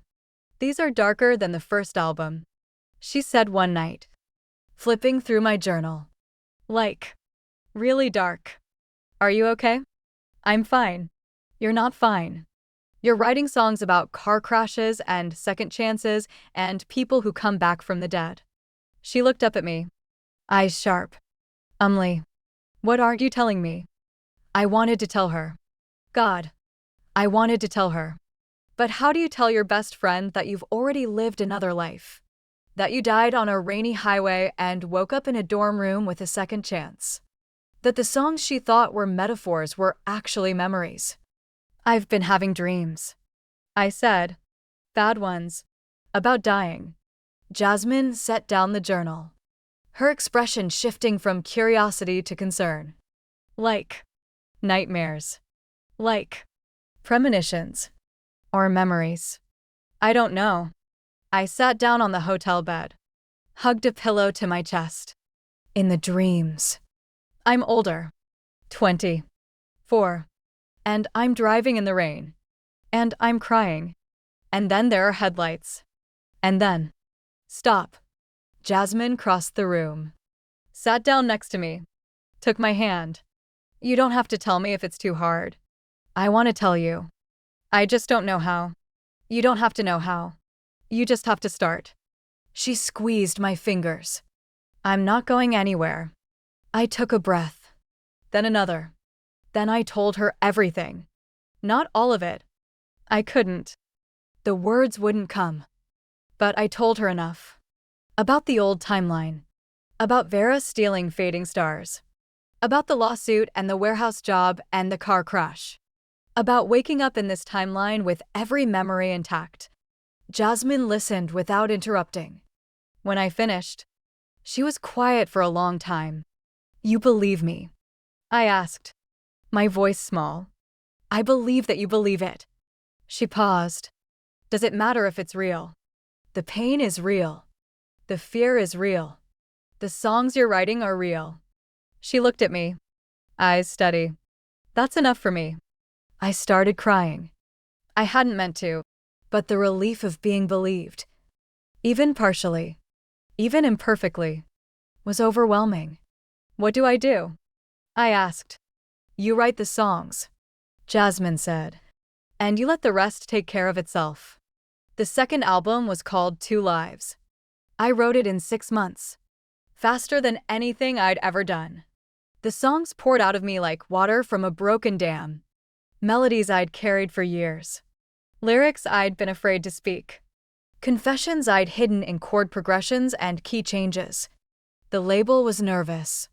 This is different, Samantha said, listening to the rough cuts in her LA office. She'd flown me down for a listening session, and now she was pacing, her expression caught somewhere between excitement and anxiety. It's not commercial. I know. The first album sold 4 million copies. This one. I don't know what this one will do. I know what it will do. I leaned back in my chair, crossed my arms. It will matter. To the people who need to hear it. To the ones who've been through something they can't explain. To the ones who feel like they're living 2 lives at once. Samantha stopped pacing. That's very specific. It's meant to be. She looked at me for a long moment. Then she sat down, picked up the lyric sheet for the title track, and read it aloud. I died once, but I came back with a melody you couldn't kill. And every time I try to crack my bones, my voice, my iron will, I'll be standing right here, singing clear, that the only ghost you need to fear is the one you made when you disappeared and left me drowning in your souvenir. She set down the page. This is about Vera. It's about a lot of things. It's about Vera. Her voice was quiet, certain. The whole album is about Vera. And about something else. Something you're not telling me. I didn't deny it. I couldn't. Release the album, I said. Or don't. But this is the music I need to make. And if Atlantic doesn't want it, I'll find someone who does. Samantha studied me for a long, uncomfortable moment. Then she laughed. A surprised, almost admiring sound. You remind me of someone, she said. Someone I used to work with. She was difficult too. Stubborn. Refused to compromise. Everyone said she'd never make it. What happened to her? She made it. Samantha stood up, extended her hand. Congratulations. You've got an album. 2 Lives dropped in the spring. The reviews were polarized. Pitchfork called it a messy, self-indulgent masterpiece. Rolling Stone said it was too personal, too raw, too unwilling to play by the rules. Fans were divided. Some loved the new direction. Others missed the polished pop of the first album. But the songs that mattered found their audience. I started getting letters, emails, DMs. People who'd lost someone. People who'd survived something. People who felt like they were living 2 lives. The one everyone saw and the one they carried inside. Your music saved my life. One fan wrote, I was in a car accident last year. I died on the operating table for 3 minutes. When I woke up, I couldn't explain what I'd seen. But your songs understood. I cried when I read that. Jasmine cried too. This is why you wrote the album, she said, handing me a tissue. Not for the charts. Not for the labels. For her. For the ones who needed to know they weren't alone. I nodded, blew my nose, and wrote back to every single one. The tour for 2 Lives was different. Smaller venues. Intimate crowds. No pyrotechnics. No elaborate staging. Just me and my guitar and a piano and the songs I'd written in the dark. Samantha thought I was crazy. The label thought I was throwing away money. But the tickets sold out in hours. And every night, the venues were packed with people who'd come to hear something real. The Berkeley show was the last stop. I hadn't been back to campus since the spotlight. Hadn't walked through the music department. Hadn't sat in the coffee shop. Hadn't seen the dorm room where everything had started. Jasmine thought it would be too hard. Professor Morrison thought it would be healing. I didn't know what I thought. Only that I needed to do it. The venue was Zellerbach Hall, the same stage where I'd performed Glass House 2 years ago. Back then, I'd been a student with a stolen song and a desperate need to be heard. Now I was an artist with 2 albums, 2 Grammys, and a secret I still hadn't told anyone. Backstage, before the show, I got a text. I'm here. In the audience. Row F. Seat 12. Vera. I stared at the message. Heart pounding. We'd been in touch. Sporadically. Carefully. But we hadn't seen each other since the LA showcase. I didn't know what she looked like now. Didn't know if she was better or worse or somewhere in between. Don't leave afterward. I wrote back. I want to see you. I won't. I put down my phone, picked up my guitar, and walked onto the stage. The crowd was different from the last time I'd played here. Quieter. Somehow. More attentive. They'd come to listen. Not just to be entertained. I could feel it in the way they held their breath during the quiet parts. The way they leaned forward during the loud ones. I played for 2 hours. Every song from both albums. Plus a few I'd never performed before. Raw. Unfinished things I'd been too afraid to share. The audience stayed with me through all of it. Crying and laughing and singing along to words they knew by heart. For the encore, I played Glass House. Not the polished version. Not the one from the album. The original. The one I'd written in my dorm room at 3 a.m. Fueled by rage and grief and a second chance I still didn't fully understand. You should have let me keep my song. I sang. And the crowd sang it back to me. 400 voices raised in harmony. When the last chord faded, I looked out at the audience. Found row F. Seat 12. Vera was there. Crying. Clapping. Smiling. I nodded at her. She nodded back. And then I walked off stage. Handed my guitar to a stagehand. And went to find her. She was waiting in the hallway. The same hallway where she'd confronted me after the spotlight. 2 years and a lifetime ago. But she was different now. Softer. Smaller. Somehow. Though she hadn't lost weight. The sharp edges were gone. Replaced by something that looked like humility. Hi. She said. Hi. I liked the show. I liked that you came. We stood there. Awkward and uncertain. 2 people who'd hurt each other and didn't know how to be in the same room. You look good. I said. Healthy. I'm trying. She tucked her hair behind her ear. A nervous gesture I remembered from when we were friends. Therapy helps. Medication helps. Not being famous helps. You're not writing. I'm writing. Just not for anyone else. She smiled. Small. Tentative. I actually brought you something. She reached into her bag and pulled out a USB drive. The same one from her video. The one she'd said contained everything she'd stolen. I kept a copy. She said. For myself. To remind me of who I was. But I want you to have the original. In case you ever need it. In case I ever forget. I took the drive. Turned it over in my hands. It was just a piece of plastic. But it felt heavier than it should have. Like holding a ghost. Thank you. I said. Don't thank me. I should have given it to you years ago. We didn't have years ago. Not really. I looked up at her. Do you want to get coffee? There's a place on College Avenue. Grounds for divorce. Vera laughed. Surprised. Almost giddy. That place is still open. Barely. The coffee's terrible. Then why do you want to go there? Because it was where we'd started. Where she'd asked me to write Velvet Lies. Where I'd set the trap that caught her. Where everything had gone wrong and wrong again. Because I want to remember. I said. And I want to make new memories. Better ones. Vera looked at me for a long moment. Then she nodded. Okay. She said. Let's go. The coffee shop was exactly the same.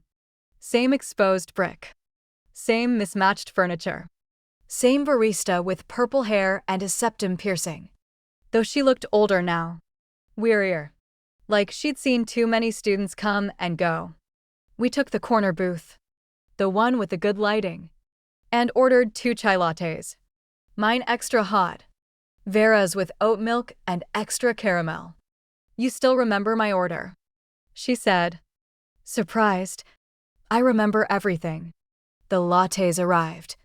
We sat in silence for a while, drinking terrible coffee and avoiding each other's eyes. Then Vera said, I listened to 2 lives. All of it. More than once. Yeah. She set down her cup, wrapped her hands around it like she was trying to warm them. The song about the car accident. The one where you talk about dying and coming back. Is that real? I didn't answer immediately. I'd been asking myself the same question for 2 years. Was it real? Did it matter? What do you think? I asked. I think. She paused, choosing her words carefully. I think you believe it's real. And I think that's enough. That's what Jasmine said. Jasmine's smart. Vera smiled. A real smile. Not her stage smile. Not the one she used to manipulate people. She always was. We talked for 2 hours. About her therapy. About my tour. About the songs we were writing and the ones we were too scared to finish. We didn't talk about the past. Not directly. But it was there. Hovering between us. A ghost we were both learning to live with. When we finally left, the sun was setting over Berkeley, painting the campus in shades of orange and gold. I'm glad you came. I said. I'm glad you asked. Vera hesitated, then reached out and took my hand. Her fingers were warm. Steady. I know I don't deserve your friendship. I know I haven't earned it. But I want to try. If you'll let me. I looked at our hands. Mine and hers. Intertwined. And thought about all the timelines where this moment hadn't happened. Where we'd stayed enemies. Where I died hating her and she'd lived regretting me. Okay, I said. Let's try. 6 months later. Vera sent me a song. Not a finished one. Not a polished one. Just a voice memo. Recorded on her phone. Her voice raw and unaccompanied. The melody was simple. Almost childlike. The lyrics were about a girl who stole something she couldn't give back. I took your light and called it mine. I wore your shine and said it fit. But every day and every night, I saw the ghost of what I did. I listened to it 3 times, crying each time. Then I called her. Vera. This song. I know. It's not good. It's not ready. I just wanted you to hear it. To know that I'm trying. It's good. I said. It's really good. Don't lie to me. I'm not lying. I played the voice memo again, holding the phone to my ear. The melody needs work. The bridge wanders. But the chorus is honest. And honesty is harder to write than a hit. Vera was quiet for a long time. When she spoke, her voice was thick. What do I do with it? What do you want to do with it? I don't know. Part of me wants to finish it. Part of me wants to delete it. Part of me wants to send it to you and never think about it again. Don't delete it. I stood up, paced my apartment. I was in LA now. In a place with floor. 2. Ceiling windows and a view of the hills.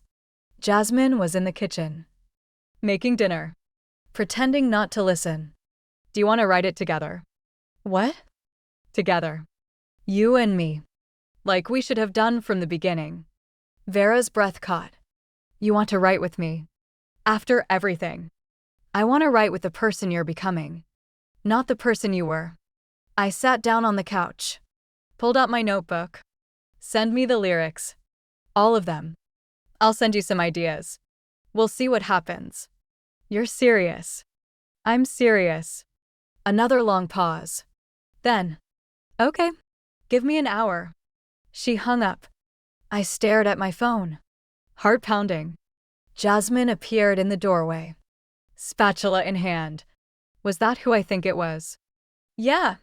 You're writing with Vera Chin. I'm writing with my friend. Jasmine looked at me for a long moment. Then she shook her head, smiled, and went back to the kitchen. Your life is weird. She called over her shoulder. I know. The song took 3 weeks.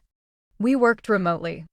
Me in LA, Vera in San Jose, sending files back and forth, leaving voice memos, arguing about chord progressions through text messages. It was messy and frustrating and sometimes beautiful. We fought about the bridge for 4 days. We rewrote the second verse 7 times. We almost gave up twice. But we finished it. It was called The Unwritten Page. And it was about 2 people who'd hurt each other and were trying to find their way back. Not to forgive. Not yet. But to understand. To see each other as more than the worst thing they'd done. I played it for Samantha the next day. She listened in silence, her expression unreadable. When the song ended, she took off her headphones and set them on the desk. That's Vera Chin singing the second verse. Yes. And you wrote this together. Yes. Samantha leaned back in her chair, crossed her arms. Do you know what people are going to say? They're going to say you've lost your mind. They're going to say she's using you again. They're going to say this is career suicide. I don't care what they say. You should care. Your career matters. My career matters less than my soul. I met her eyes.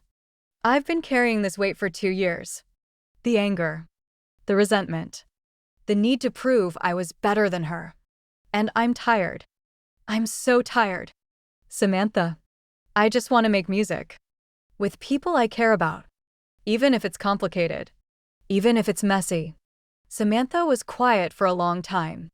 Then she picked up her phone, typed something, and set it down. I'll talk to legal, she said. See if we can release it as a single. Both names. Equal credit. Thank you. Don't thank me yet. If this blows up in your face, I'm going to say I told you so. I wouldn't expect anything less. The Unwritten Page dropped 3 months later. The reaction was complicated. Fans were divided. Some praised the collaboration as an act of grace. Others accused Vera of manipulating me again. The music blogs ran think pieces about forgiveness and exploitation and whether someone like Vera deserved a second chance. But the song itself was undeniable. It climbed the charts slowly. Not the explosive debut of Velvet Lies, but a steady, persistent rise. By week 4, it was in the top 10. By week 8, it was number 1. And Vera stayed in the background. She didn't do interviews, didn't post on social media, didn't try to capitalize on the success. She just sent me a text. Thank you for believing in me. I wrote back. Thank you for giving me a reason to. The idea came from Jasmine.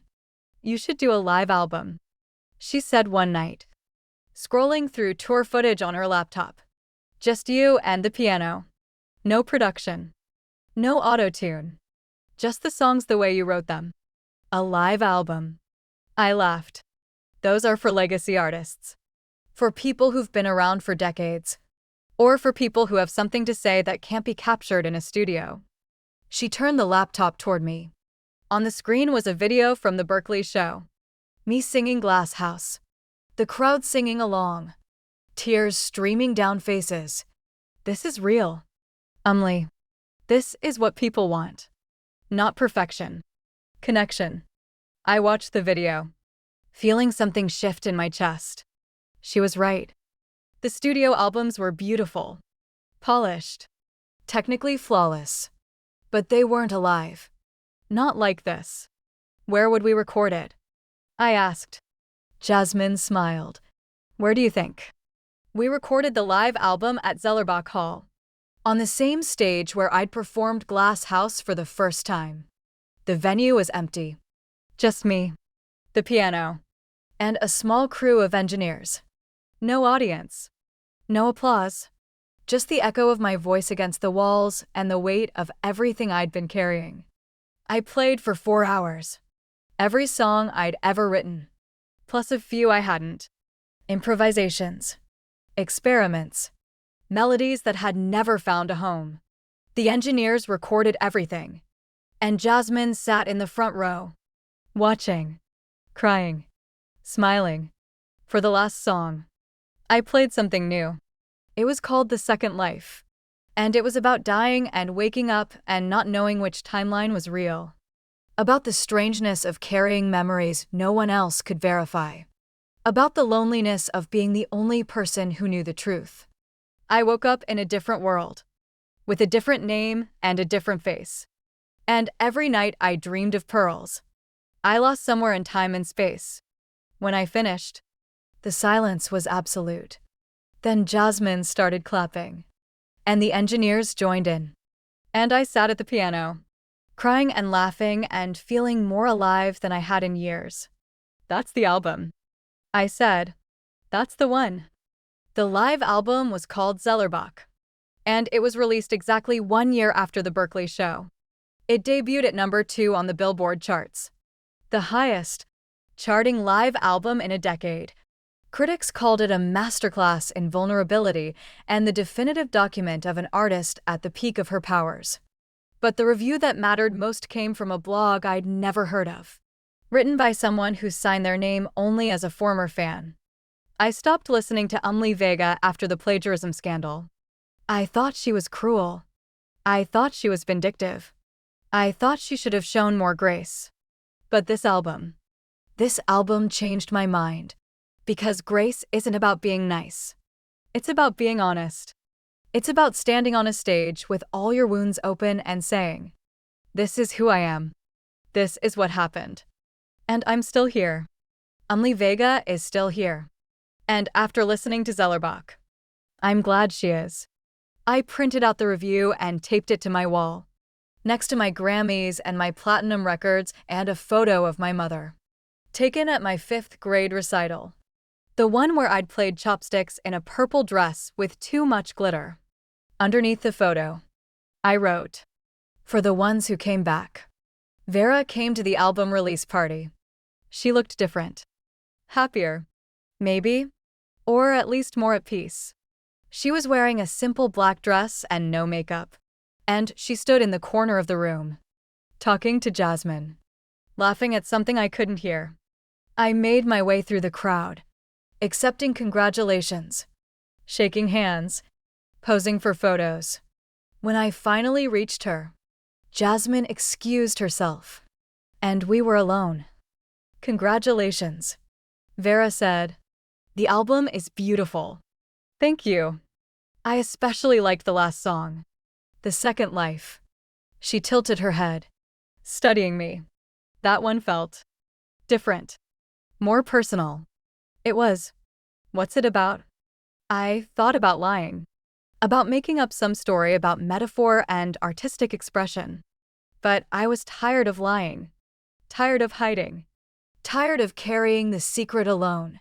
"What if I told you," I said slowly, "that I've lived this life before, that I died in a car crash at 24 and woke up in my dorm room at 20, with all my memories intact?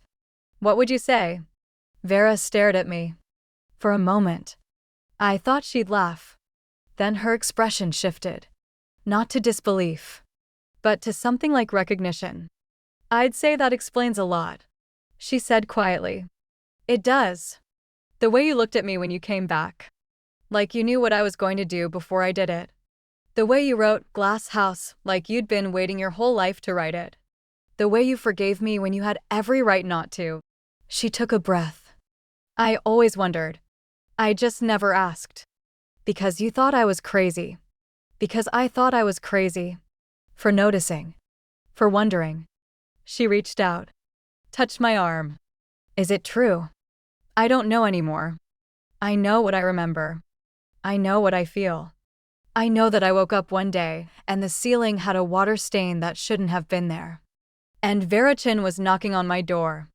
And I had a second chance to do everything differently. And you did. And I did. We stood there, in the middle of the party, surrounded by people who had no idea what we were talking about. I could feel the weight of the secret lifting. Just a little. Just enough. Thank you for telling me. Vera said. Thank you for believing me. I'll always believe you.